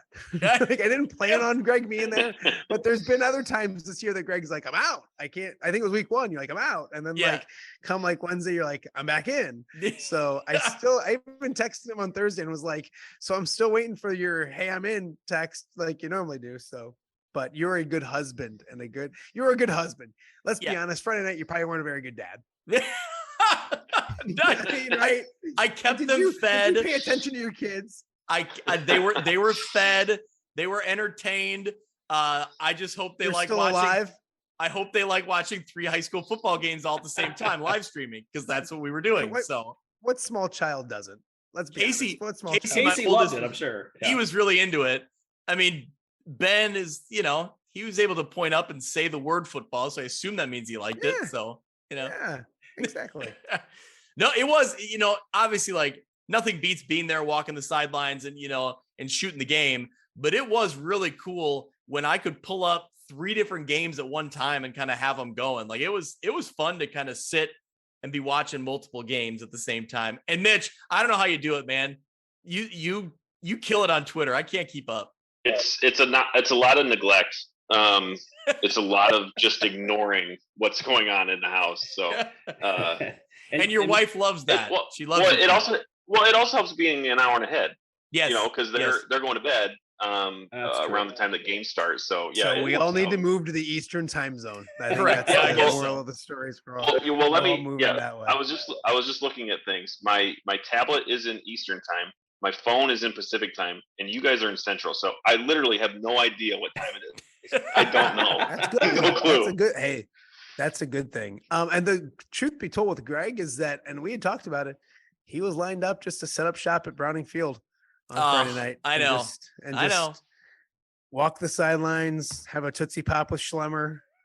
Edgy Tim was there. I could have met Edgy Tim. Edgy Tim showed up, which is kind of cool. Yeah. We tried to get we tried to get Coach Morrissey on the Instant Reacts, but Greg was too busy with his kids and timing didn't work out. He was already down eating hamburgers with us. Right. It was before you guys had started though, but we were kind of still waiting on Greg to get done. Yeah. Like I said, I had responsibilities. Sorry, guys. He loves that trip to WQAD. Oh yeah, because it means he won. He means he won. Yeah, Not exactly. to see us. He could care less about us, but it means that he won, especially to the guy who betrayed Moline earlier this year, Cuff, and didn't pick his own alma mater. I mean, geez, you're contractually obligated, Cuff. You know that. I do. I know. I All right. apologize. He forgave me. So yeah, it's all good. I'll see all of you, and we'll talk Friday. We still have 2 more conferences to cover, so I'm going to jump into that. But thank you guys for joining us, and we'll talk again soon. Thanks, Greg. All right. Well, as we transition into the Northwest Upstate Illini, of course, we welcome back into the fold here our small school expert from the Northwest Upstate Illini.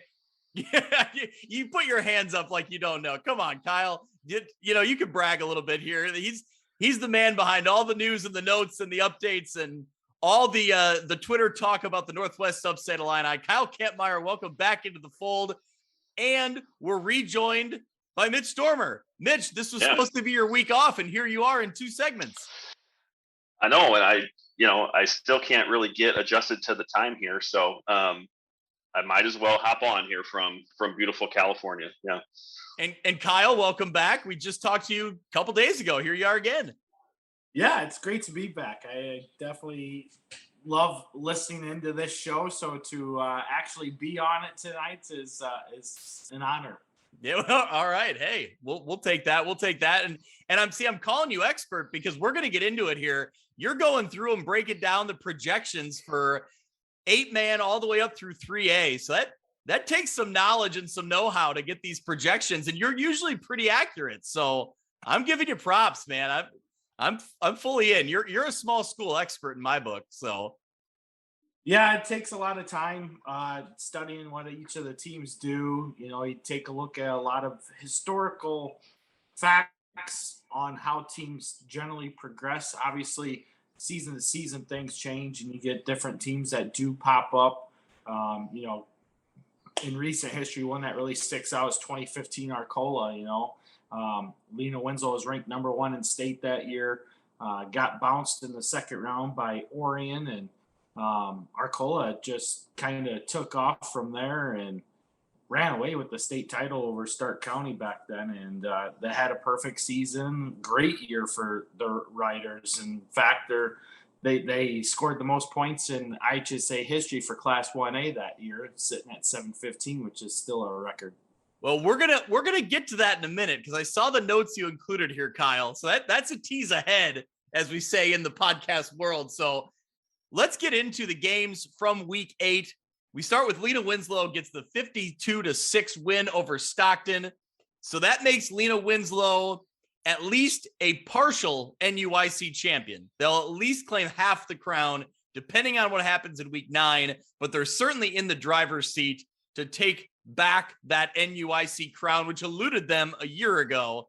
So another really solid effort, well-rounded effort from the Panthers. Yeah, absolutely. I mean, anytime you take a look at Lena Winslow, especially over the last decade, they have to be in your conversation as one of the top teams in Class 1A. And then you take a look at everything that they can do collectively. And, this championship was their 7th conference title since 2010. Obviously, we already know that in that same time period, they've won 5 state titles and trying to gun for their 6th state title this season. So, I've been on the message boards this week, digging in, taking a look at what people are saying. And of course, there's a lot of people that are talking about success factor, which we've had that conversation in the past.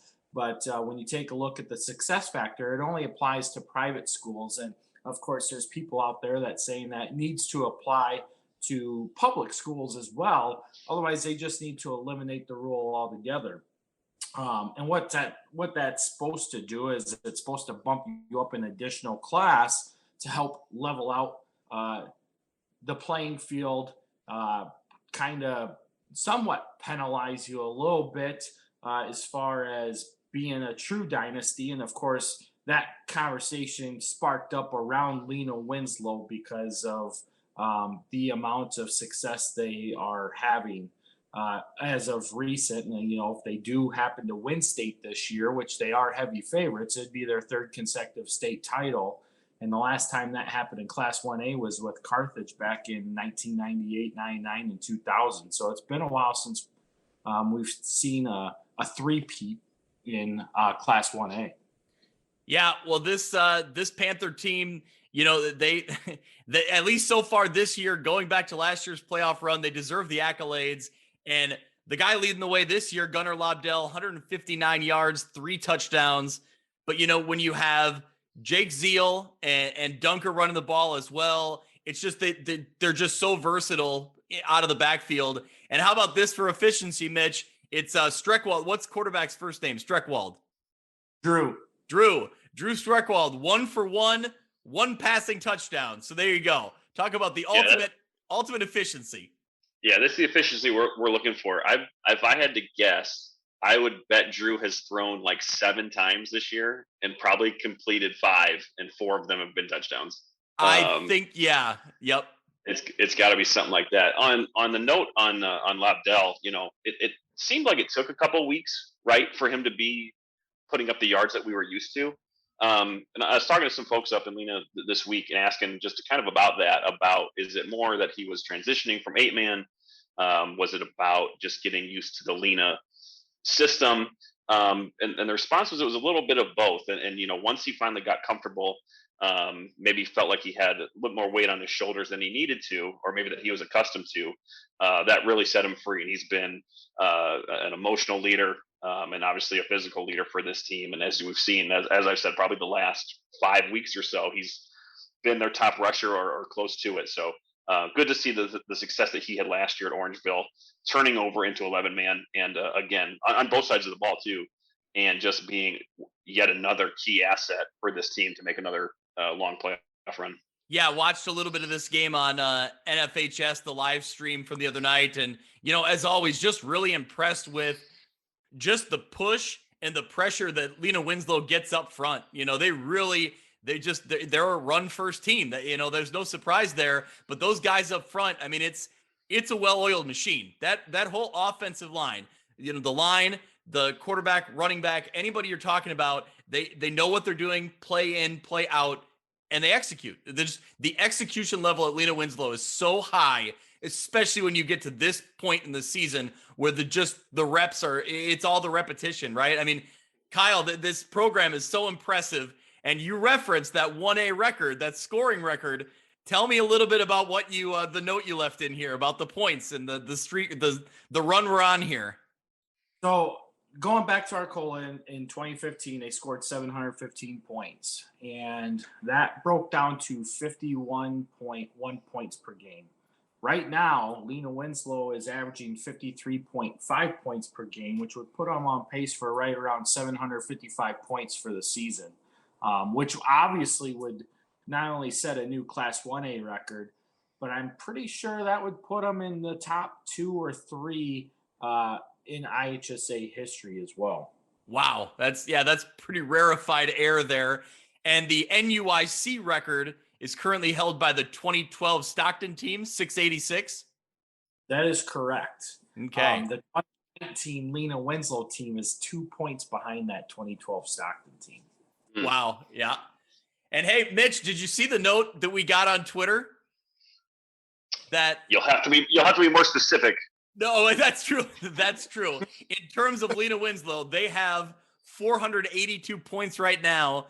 Princeton has scored 423 points at this moment. So the race is on. Who scores more points in the regular season? Who's Lena got this week? Lena has Forreston. Okay. And then Princeton scrolling has... back up, Princeton has Monmouth Roseville. That's tough. I'm gonna say Princeton takes that. Just okay. I think they will. I think Forreston will put up a fight. Whereas I believe Monmouth Roseville will too, but it's I don't want to say it's Princeton because then the counter argument is, well, it's Lena Winslow. Yeah, that's true. I just think that there have been so many good battles between Lena and Forreston that'll play out a little bit more than Princeton and Monmouth Roseville. So could be wrong. I've been wronged before. I've been wrong recently. But with only a 5-point gap, I'll predict that Princeton ends up taking it for our area teams. All right, I like to go against you, so I'll say Lee win. Yeah. All right. All right, let's move along to some other action. Then we'll preview the games coming up in week 9. Dakota gets the win 66-0 over West Carroll. The Indians back in the playoffs for the first time since 2018. And it looks like the NUIC will have 5 representatives in the 11-man playoffs. So, Kyle, just overall, we talked a little bit about it in the Instant Reacts podcast, but really good to see this Dakota team making their way back to the playoffs. Yeah, it is. I mean, we've talked about the excitement levels around the program from the start of the season, the potential that we saw in the Indians to be able to get back to this level.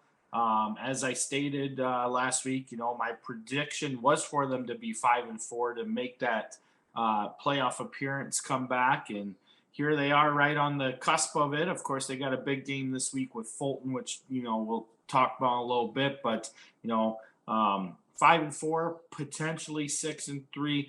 They're right there, and a great opportunity and a lot of good buzz for the Indians. Talk about we had some record-breaking performances in this game over West Carroll. I guess some season-long record being broken. Yeah, obviously, Doug Dornick broke the single-season receptions record for the Indians, and then Adrian Ariano broke the single-season receiving yards record as well. So I haven't been able to break down all the stats to see specifically where they're at. Obviously, Dakota has long forever been a wing T type offensive team. But needless to say, they have had some good passing seasons throughout the years. So these records are good records for these guys to have. And obviously, both Tug and Adrian have deserved that with their accolades. Yeah, cool to see some, records being broken in a year that Dakota's back on the rise. So we'll talk a little bit about their week 9 and then their potential playoff projected matchups as well. They have an interesting draw potentially. We'll talk about that a little bit later. Let's get into the other game. Dupec gets the 35-6 win over Galena. So Dupec win will keep Galena from making the playoffs. So another tough season here for Galena. I think that they fall short in the kind of that game that we said was the defining X Factor game in Dakota. They fall a little bit short in this one as well. So but on the flip side, a good season for Dupec continues, and it could be even more advantageous for them if they find themselves in Class 2A, which it looks like they will, right, Kyle? Right now, the indicators show that Dupec should land in 2A, but right now, that cut line for 2A went up. So that puts Dupec right on the bubble. So they are, at this moment in my projection, they would be the last team in Class 2A at the moment. I went back and I looked through a couple things here earlier this afternoon, I should say, and just to re-verify, because I was talking to Coach Robertson down at Bismarck Henning again today, and I just wanted to re-verify some things, and I still have Dupec in as the last team in Class 2A. Okay, so I guess some shifting over this past week has kind of changed some things. Because a little while they were sitting pretty solidly 2A, but there was some upsets along the way that may have changed that a little bit. So it's interesting. Kyle, tell me about Jalen Nowd. Such a cool story. I saw a feature from Rockford TV that came down and did a story on him. Just a really great story. Yeah, I mean, Jalen's one of those kids, always grew up playing in the Dupec Hornet program, loved football, came across some issues where he had a lot of pain. They weren't sure what it is. They later found out that it was chronic pancreatitis, and over the years, he was in and out of the hospital with different pains here and there. And then they determined that in order for him to be relieved of it, they'd have to remove 3 different organs out of his body. And through it all, the Nouds decided that if that's the way that Jalen wanted to go, then they would go through that and make that happen. And it is what they wanted to do. I remember the community fighting around a lot of support for him. It was a large struggle for him. There was days where, you could probably imagine he probably wanted to just give up, and other days where it felt more encouraging. The fight that he had to get back to where he's at now, there was a lot of people that doubted it would happen. And you just never knew what the end results would be. But obviously he's got that fighter mentality, and it shows in his play on the field as well. So it's truly a very inspirational story on always fighting, never giving up, and continue to walk the path that you want to be on. Yeah, really cool. Like I said, just a great story. We retweeted it, and it was shared, I think, on your Twitter account as well, and across several different channels. So just a great story. I would encourage anyone to go out and watch it. Really cool to hear from him, obviously, and then his parents kind of talking about everything they've been through, and then to see him back on the field performing. I can't imagine just the pride they have, and you could really tell in the story. Really cool. So a couple more games to cover from Saturday from last week. Forreston steps out of conference play. They get the big win, 40-12 over Gibson City Melvin Sibley.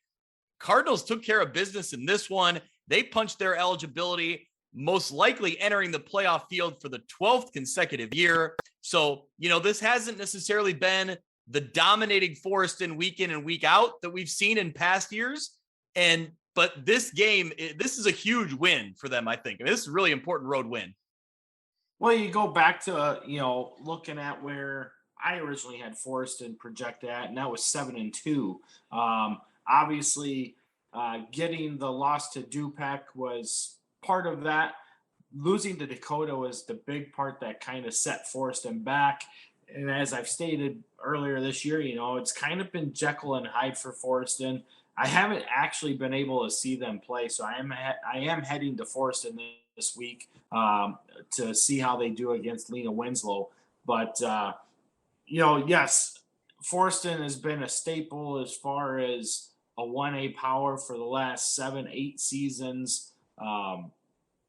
Deservedly so. They have a great program. You talk to people about this year's Cardinals program, and they'll tell you that despite their record, they're still a very disciplined team, which does not surprise me the least with the coaching staff that they have on hand. And it starts with Keenan Janicki and works its way down. And, a lot of that coaching staff are all disciples of Coach Denny Diddick. And, I bring that up a lot, and it's because they grew up under that format. They built that success to where it's at, and they definitely don't want to see that go away either. So it is great to see Forreston in the playoffs. Even if they do come in and they lose to Lena Winslow here in week 9, 5-4, Forreston is still a scary team to want to match up against. Yeah. What's interesting to note is that I'm getting ahead of myself here, but Forreston and Lena Winslow will have, their rivalry matchup this week in week 9. Going back, obviously, to a year ago, that's when Forreston upset Lena Winslow at Lena Winslow. And I kind of forgotten that game, that Forreston was on the road in that one. And then the more interesting note is that Forreston has only beaten Lena Winslow one time in Forreston, and that was back in 2016. So interesting that I kind of forgot last year's game was at Lena. Mitch, I'm sure you remember that game because you were texting me like crazy that night. Yeah, I think last week that was when we had to have the emergency instant react. We certainly did. Yeah. Yeah, you were on the road somewhere, and I think I was like, then there was other things that happened that night, but it was like, we got to talk about this now. So yeah. Yeah. Yep. So that should be a good one. We'll talk about that one in a minute. The other game to get to, Fulton gets the win 35-14 over Eastland Pearl City. So that moves Fulton to 6-2 on the season. Let's look at the matchups for week 9 as we hit the home stretch here, headed towards the playoffs. As we mentioned, Lena Winslow on the road at Forreston. Dupec goes up against Stockton. West Carroll at Galena. Dakota plays Fulton. And Eastland Pearl City steps out of conference to play Chester. So, obviously, the marquee matchup, Kyle, that's where you're headed. Lena Winslow and Forreston.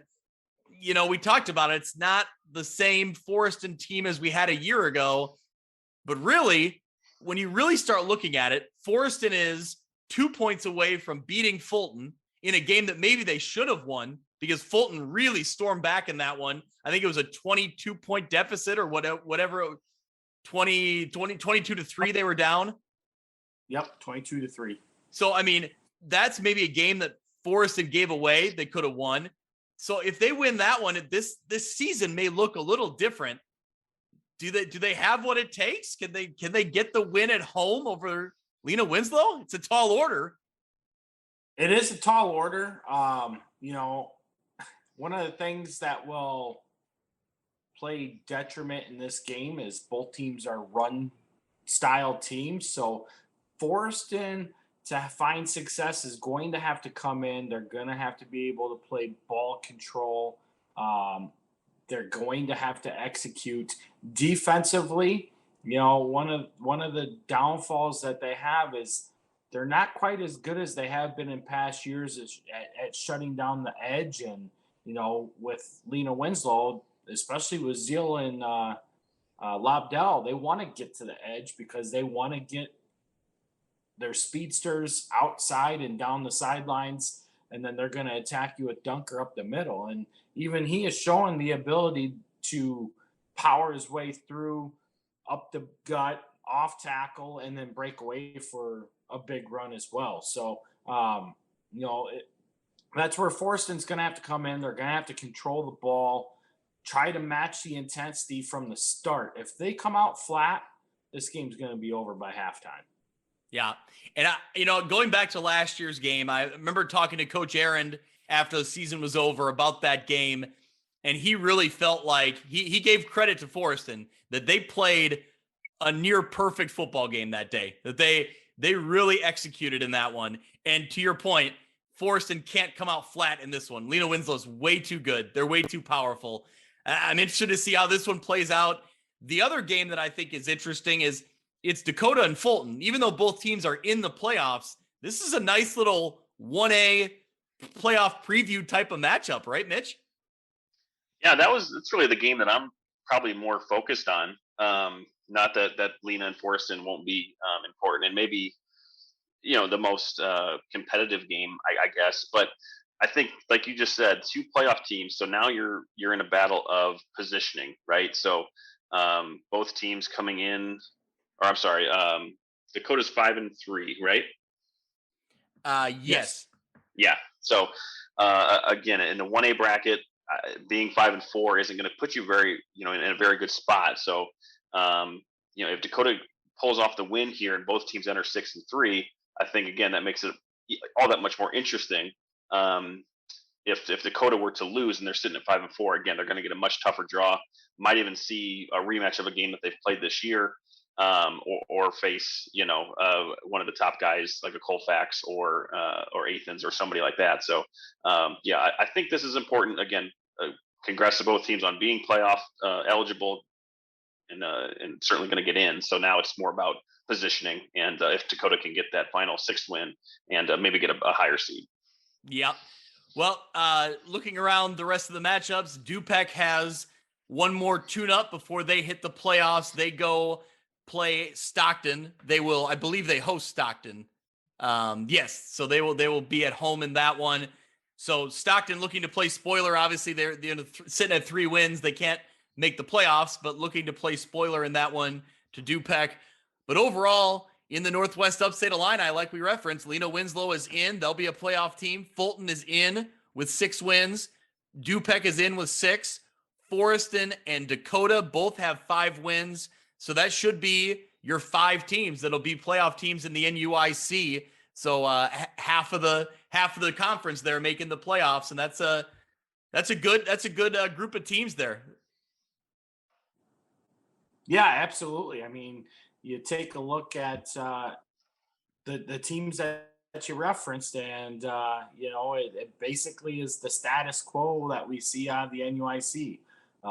Lena Winslow, Dupek, Forreston, Dakota, and then now Fulton. Obviously, their second year in the NUIC, second year making the playoffs. So You get that mix in there, and then you got a very good Galena team that unfortunately is going to miss it, but it stays true to what it is, and here we are with very iconic teams out of the NUIC also getting back into the playoffs as expected. Yep, absolutely. Well, we will look at their potential matchups in the postseason here at the end, but that will do it for our 11-man portion. Let's jump into the NUIC and the rest of 8-man football. We'll start with Milledgeville. They get the 66-14 win over River Ridge. Connor Nye throws 5 touchdown passes. He ran for a touchdown, but there's another name out there on the field that's a big impact player. Kyle, you're really high on this. Tell me about it. Man, when I saw Bryce Audie in warmups, I was just absolutely elated because obviously, he's been out with an ankle injury that he needed surgery on. There was a lot of conversation on whether he needed the surgery or not. Could he play without the surgery and whatnot? Anyway, the family decided that he would get the surgery. Preliminary results said that he would be out the whole season. So just seeing him on the field was like, oh, wow, he's dressed now. And then he comes out and he makes 2 big, huge touchdown catches for the Missiles on top of it. And his playmaking ability and his speed just add a whole nother level to what Milledgeville can do offensively, and just adds to their explosiveness, especially when you combine that with wideouts Kason Johnson and Connor Johnson. And now you got Audie there. I mean, watch out, because Milledgeville is going to look completely different as we start to hit the playoffs. That's very exciting for the Missiles moving into playoff time. Well, let's jump down the way here. Some other final scores from over the weekend. Polo gets the 64-0 win over Flanagan Cornell Woodland. Polo just sitting back and cruising under the radar since week 1. That loss to Amboy, and then a week 4 loss to Milledgeville. And I feel like, I keep saying it, but I just felt like I said, they kind of just slipped under the radar a little bit because they weren't that top team because they had a pair of losses. But their resume is every bit as good as anyone else around the state in 8-man football, and the talent they have, man, it's the dynamic duo that we called out all of last year. They continue to get the job done, Mitch. Yeah, obviously the 2 names that we talked about last year are back at it again. Brock Soltow, he's now over 1,500 yards and 23 touchdowns on the season. And then Avery Grenoble, he's got 760 and 10 touchdowns. So, it goes back to what we've talked about all year in 8-man football, right? There's just this growing number of teams that are just so good and talented that they play each other during the season, and we could be potentially seeing not only a rematch in the playoffs, but maybe different results. So the way Polo's been playing, I think that they, again, they're the defending champs, right? So there's no reason to count them out. So I think that the way that they've been playing, I don't see any reason why they couldn't make another deep run here. Yep, absolutely. They are certainly on a roll, and they're playing really good football at the right time. Let's go down the list here. Amboy gets the 42-14 win over Ackwen. Moving around the state, West Central gets the 60-8 win over Galva. A few of the notes from this one: Caden Drosty, 5 rushes, 81 yards, 3 touchdowns. Parker Meldrum, 3 rushes, 14 yards and a touchdown. Carnes ran for 4 rushes for 85 yards and a touchdown. So just the guys that we, hear week in and week out continue to get the job done. Caden Drosty has his name in the mix for potential player of the year in our area in 8-man football. He has really been a difference maker for the Heat. Yeah, he's been awesome. I mean, I got to watch him firsthand against Milledgeville a couple weeks ago, and, he put up, in my calculation, 368 yards in the first half, had 5 touchdowns in the first half. Obviously, you take a look at his season totals right now, 1,851 yards, 35 touchdowns.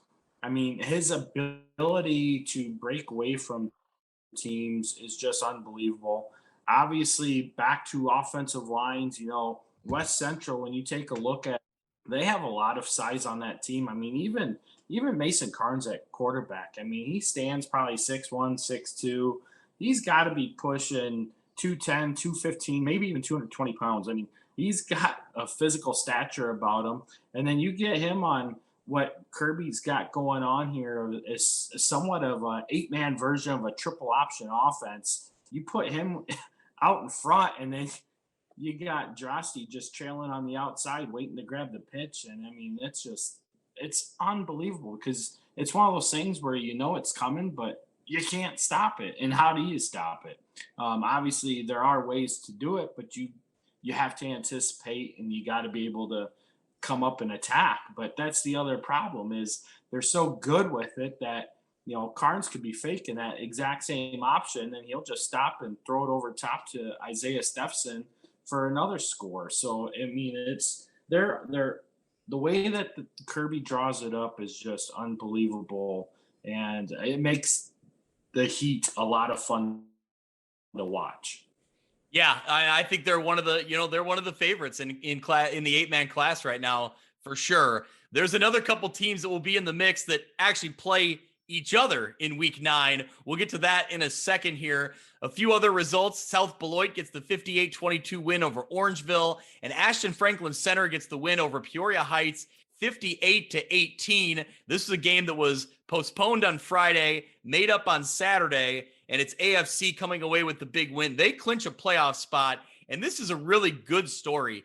Good to see AFC, the Raiders, bounce back. They did not play in the COVID spring season, and they actually last year had to move to a JV schedule in the fall, but now numbers are up and they're healthy, and they're back at it. The Raiders had not won a game since 2017, and now here they are in the playoffs. Kyle, this is a great story.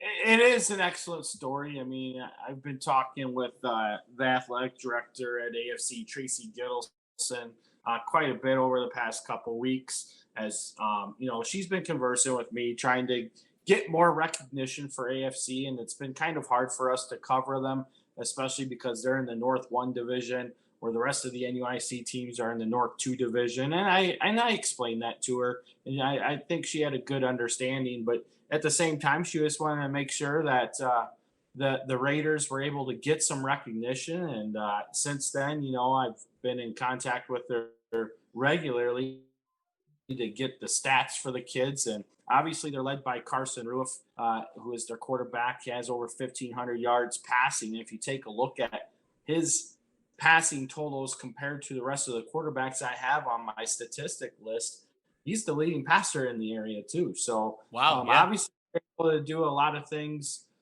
efficiently and effectively. They have had somewhat of a weaker schedule to play against compared to some of our other teams that we do cover. But at the same time, I mean, here they are. They're on verge of going 6-3, and it's kind of funny because I talked to Tracy about it about 2-3 weeks ago, and I said 6-3 looks like a good possibility, and she said we sure hope so. So obviously they're very excited with what they have going on, and to be able to get back to the playoffs, especially coming off of a year where you didn't field a team and you had to cancel all your varsity competition, you didn't play the COVID year, so you basically have forfeited 2 years in a row, and now you're back here and making some noise. It is awesome. It's a great story. Yep, really cool. Well, that will lead us into the Week 9 matchups. Ashton Franklin Center will go on the road to Rockford Christian Life on Thursday. Polo will be at Freeport Aquin. St. Thomas More, this is a big matchup. St. Thomas More will be at Milledgeville. So Milledgeville's really run the gauntlet in their schedule, and they'll continue to do it in this one. St. Thomas More has been playing some really good football. We'll talk about them in a minute.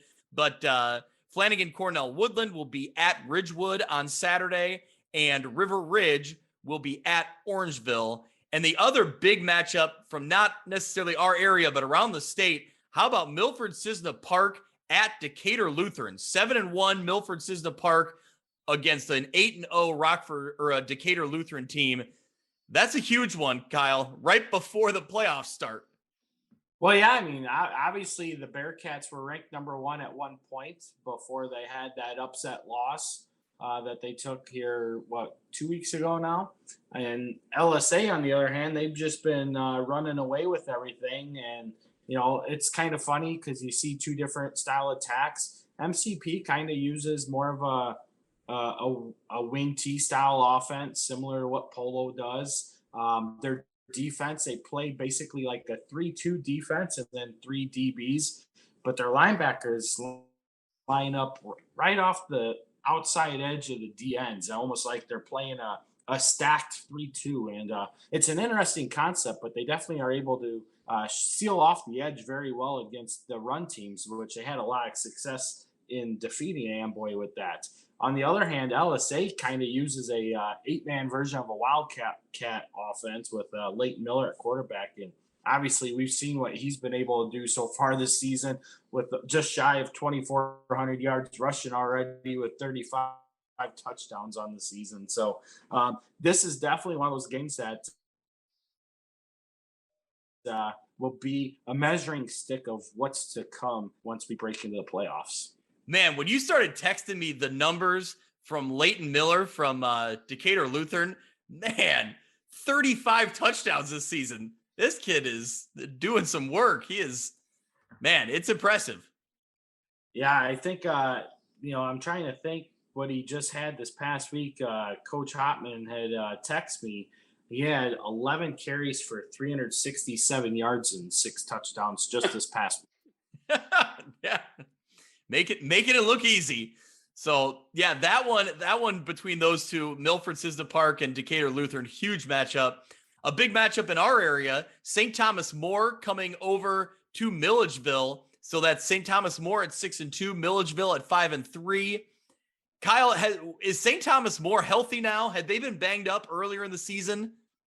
Well, so I don't know if they were necessarily banged up, but I know that there was an incident with one of their players having an altercation that got him removed from a game. Therefore, he had to sit out the next game. Okay. And that was Peace Boomba, who happens to be their stud player. He's a junior running back, and the younger brother of their running back from last year, Adonai Boomba.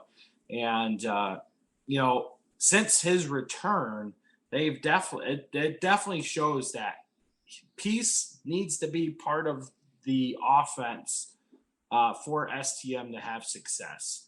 And if he's not, then they tend to find some issues because they don't have an alternate to go complement their quarterback, Matt DiLorenzo, who happens to be able to throw the ball down the field pretty well himself. So, and he gets in on the rushing attack. So when you take one away, they become very one-dimensional, and then it makes them more vulnerable. So obviously that'll be a point of attack for Milledgeville, is to at least focus on shutting Boomba down and trying to force De Lorenzo to beat you. And I think if they do that, they should see some success. But, St. Thomas More is definitely turning on late in the season and definitely looking like turning into a player for the 8-man playoffs as well. Yeah, I think heading into this one, you start looking at Milledgeville's been tested. And their record shows 5-3, but I think they've really been tested this year. Is this the game, the final tune-up before the playoffs? Is this the game where they kind of pass that test? They have a big challenge coming to their place. I think if they can get this win, this is a big springboard into the playoffs, because I think this would be a very quality win for Milledgeville. So see if they can get the job done there. Yeah, definitely. Huge quality win if they can get it done. Obviously, I have them projected to get it done. And, as stated, the return of Bryce Audie is going to make them even more explosive in their offensive game planning as it is. So hopefully everything goes to plan here for the Missiles and they get the win over St. Thomas More. But overall, looking for an excellent game here. Yep. So like we mentioned earlier, Polo will be at Freeport-Acquin. So Acquin struggling a little bit this year at 2-6. Polo looking to get their 7th win before they head into the playoffs. And Ridgewood will be hosting Flanagan Cornell Woodland. Like we mentioned, I should have said earlier, Ridgewood got the big win 44-14 in week 8 over South Fork. So they're now sitting at 7-1 on the year. This is a program that was 0-9 a year ago in 11-man. So remarkable turnaround. Great job by Coach Elder out there. If they can, get the job done in this one, move into the playoffs at 8-1. I know there's excitement surrounding that program to be in the postseason in the 8-man ranks. So we'll see what they can do heading into the 8-man playoffs. But Kyle, before we let you go, before we wrap this thing up, I kind of just want to pick your brain about the playoff projections and what have you seen? I guess we'll kind of start in the 8-man ranks, and what do you see in 8-man that stands out to you? And for everybody listening, Kyle does his own projections for classes 8-man through 3A. They're all retweeted on View from the West podcast Twitter account, and you can find them also at NUIC Football on Twitter as well. But I guess let's go through each class real quick and kind of see the things that stand out to you. We'll start in 8-man.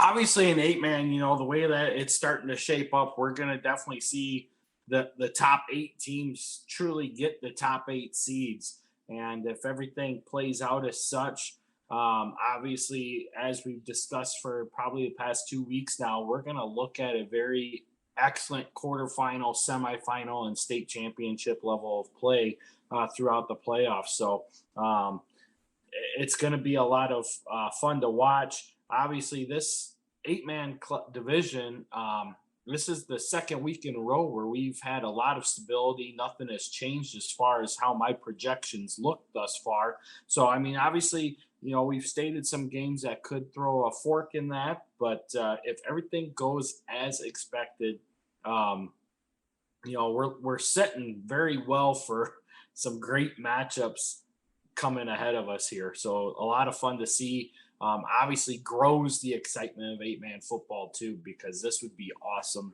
to watch it all unfold.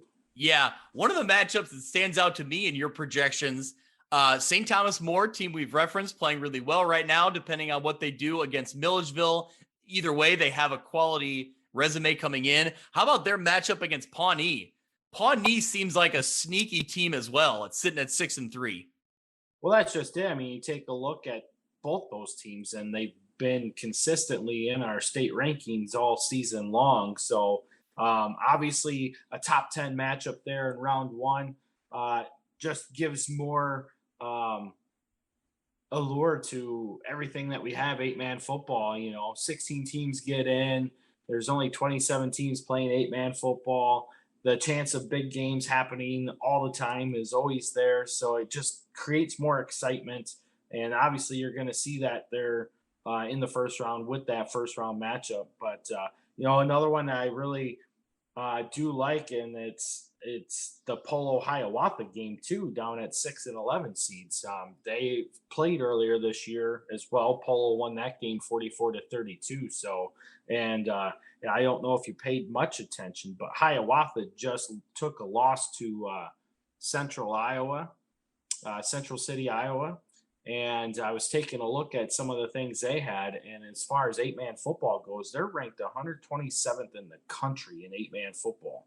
And I felt that Hiawatha gave them a very decent game. The score spread was similar to how Polo and Hiawatha played. So it's starting to speak dividends to how strong Illinois 8-man football is starting to come as we start to see more of those matchups with those Iowa teams, because Iowa's one of the best states when it comes to 8-man football, hands down. They got 2 divisions. I think they got like 65 schools in each division. So, they're crazy about 8-man football over there. Yeah, and they're very well established. They've been doing it for quite a while. So, yeah, you're right. It's great to see Illinois really kind of keep progressing and kind of, making a name for themselves as well. Let's get into the other classes real quick in 11-man football. Mitch, I don't know if you caught this projection yet. Did you see the projected line for a Morrison Mustang team in the first round? I did not see that, as a matter of fact. Well, get out your wooden shoes, Mitch, because it may be a wooden shoe rivalry renewed. Is that right? Okay. Yeah, that'd be a great matchup.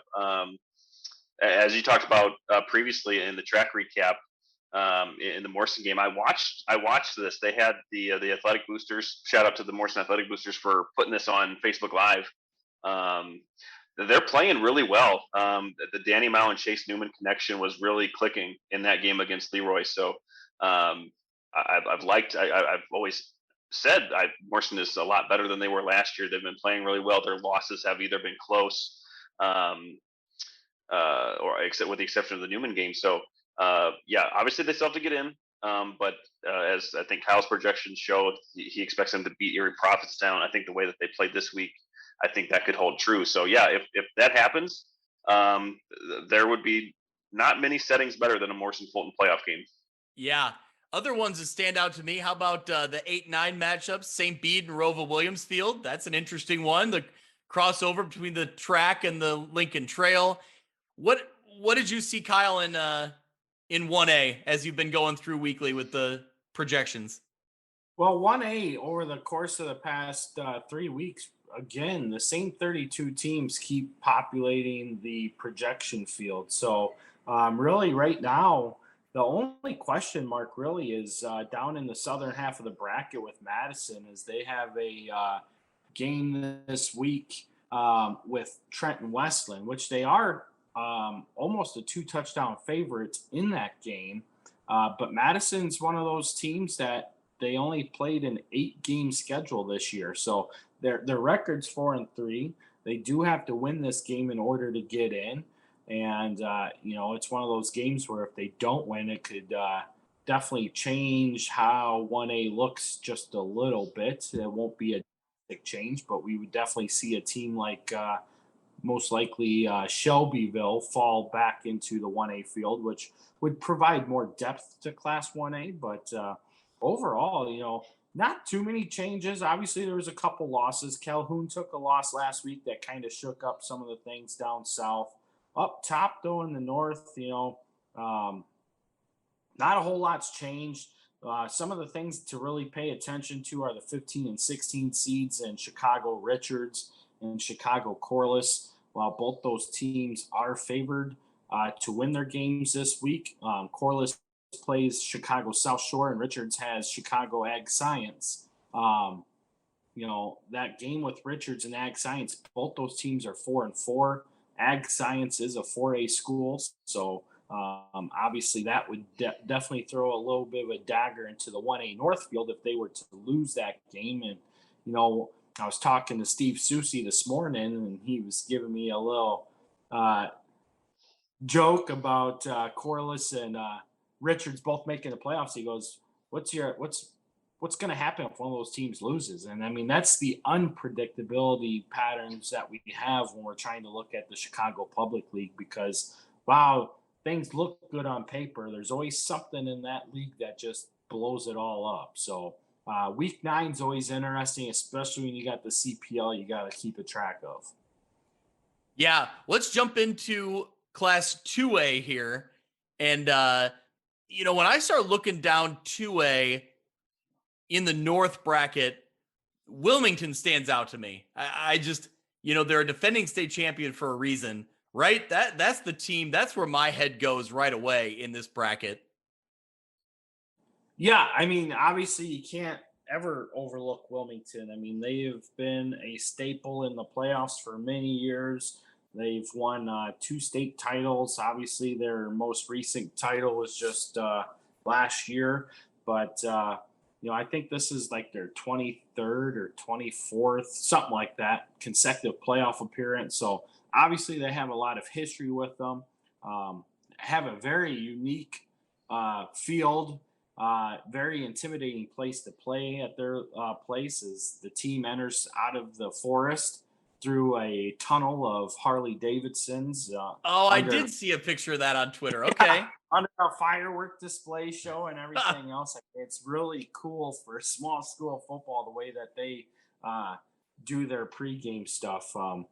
It's one of those places that if you have a bucket list of small school football stadiums you have to go to, theirs is definitely one of the top ones at the top of the list. So they stick out. Honestly, I was asked this question earlier today, who else I thought stuck out, and that was the number 5 seed at Rockridge as well. I mean, I know that they're banged up right now, but obviously that one loss is only to Princeton, and provided they can get more healthy than what they have been throughout the course of the season, which I know that they're struggling with some injuries at the moment, but if they can shore that up a little bit more heading into the playoffs, they're definitely going to be a team to watch out for as well.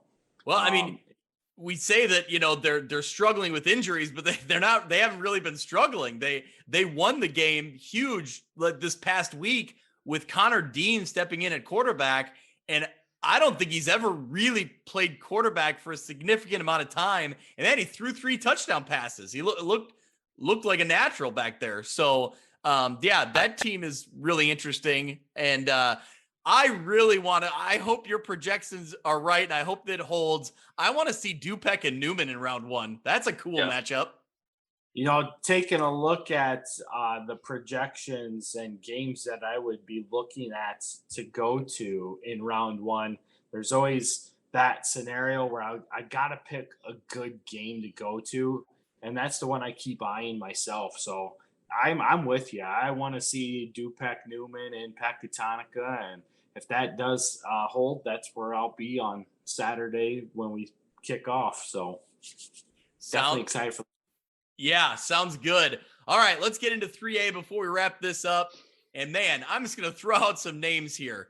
Princeton, Reed Custer, IC Catholic, Prairie Central, Stillman Valley, Byron. Holy cow, there is some really good football in Class 3A. Yeah, it's unbelievable. I mean, we've been talking for pretty much the last half of the season how loaded 3A North looks, and it's glaring out at you right now. I mean, you'd even take a look at the top 10 rankings. I mean, it's been the most stable I've ever seen Class 3 ever from start to finish when you take a look at rankings. And, of course, with the cut line shifting and pulling in Stillman Valley into the mix, that just adds another bit to it. And if you look at what those projections are, you're staring at a Stillman Valley Byron rematch right there in round 2. And of course, with where Prairie Central sits, IC Catholic, Reed Custer, you're looking at another 4 or 5 matchup in the second round with Reed Custer and IC Catholic if it holds. So, and then of course Princeton up there. So, I mean, we have the makings of some tough games from the second round, and then the potential of them in the quarters and a great semifinal as well, provided that the true top teams here in the 3A North play out the way it's supposed to. Yeah, it is just, I mean, Mitch, we haven't really brought you in on this one, but looking down that 3A bracket, it is stacked. Yeah, even look on the other side, I've been really impressed with Mount Carmel this year. Williamsville coming in as a projected 4 seed, 8-1. That's a pretty power team, having a great year. Really impressed with Tolono Unity as usually they have a nice season. So as we've kind of talked about whenever we talk about Princeton or any of the other 3A teams that we cover, as much as I think that the 1A bracket is going to be pretty loaded, the 3A is maybe even more so, just seeing these names all in kind of a projection, or a mock bracket, so to speak. The 3A could hold king here in terms of talent. Yeah, absolutely. Well, we have one more week of games before we get all of the clarity here. But if you love this playoff talk, Kyle, we got the playoff preview show live at NUIC football on YouTube Saturday, October 22nd, 7 p.m. As the IHSA is releasing the brackets, we will be breaking it down. So I tell everybody that if you're going to watch the IHSA broadcast, watch that on mute and then listen to us tell you about the teams that you care about. For the second year in a row, Kyle, I'm excited to head up to the land of the NUIC and talk some playoff football that night. Yeah, absolutely. I'm stoked. I mean, obviously last year I thought we put out a very good production. We got a lot of viewership on it, more so than I had anticipated. And the responses from the show were even that much greater than I had anticipated. So I'm very excited to see what we can muster up this year. I feel like our coverage from 8-man to Class 3A statewide is going to be unrivaled among all of the playoff shows that are going to be taking place throughout the state over the week, including the IHSAs. I think that, when you talk 8-man to Class 3A, the panel that we're going to have put together definitely tries to drive to get the most information from throughout the state. We have a lot of connections throughout the state that feed us a lot of information.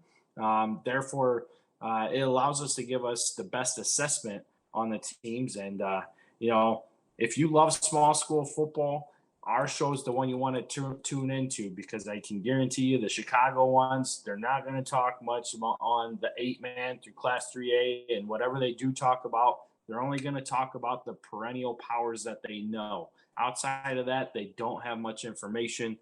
We're the ones you want to listen to. You're exactly right. Mitch, I may have to call in your assistance here to give me some, some team, preview capsules, some information. I'm trying to compile all my my news and notes and stats, but I may call you in off the bench to help out a little bit.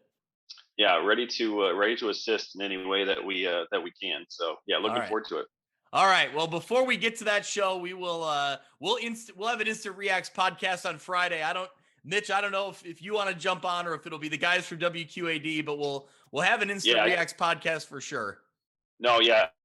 I should be on Friday. That's no problem. So looking forward to wrapping up the regular season. And as we've always talked about, this is our favorite time of the year. So our final regular season Instant Reacts, and then you guys are off on Saturday, ready to go. And nothing can stop Mitch Stormer. Not work, not travel, nothing. This was supposed to be your off week, and here you are. So it helps again. It helps that I have no idea what time it is here or there. So well, it's anyone's guess. Glad you could be here, Kyle. Once again, thank you for joining us. We'll be instantly reacting on Friday night, and then we'll be breaking down brackets on Saturday. I'm excited, man. This is the best time of year. Absolutely, it's Christmas in October. It doesn't get better. That's right. All right, boys. We'll talk soon. All right, see ya. That'll do it for this week's episode of View from the West. Thank you so much for listening. I encourage you to go out to Apple Podcasts or Podbean and subscribe so you can follow along, and downloads will come automatically every week. You can follow along on Twitter at ViewFromWestPod. You can also email me if you're interested in being a sponsor, viewfromwestpod@gmail.com. Thanks so much. We'll see you next week.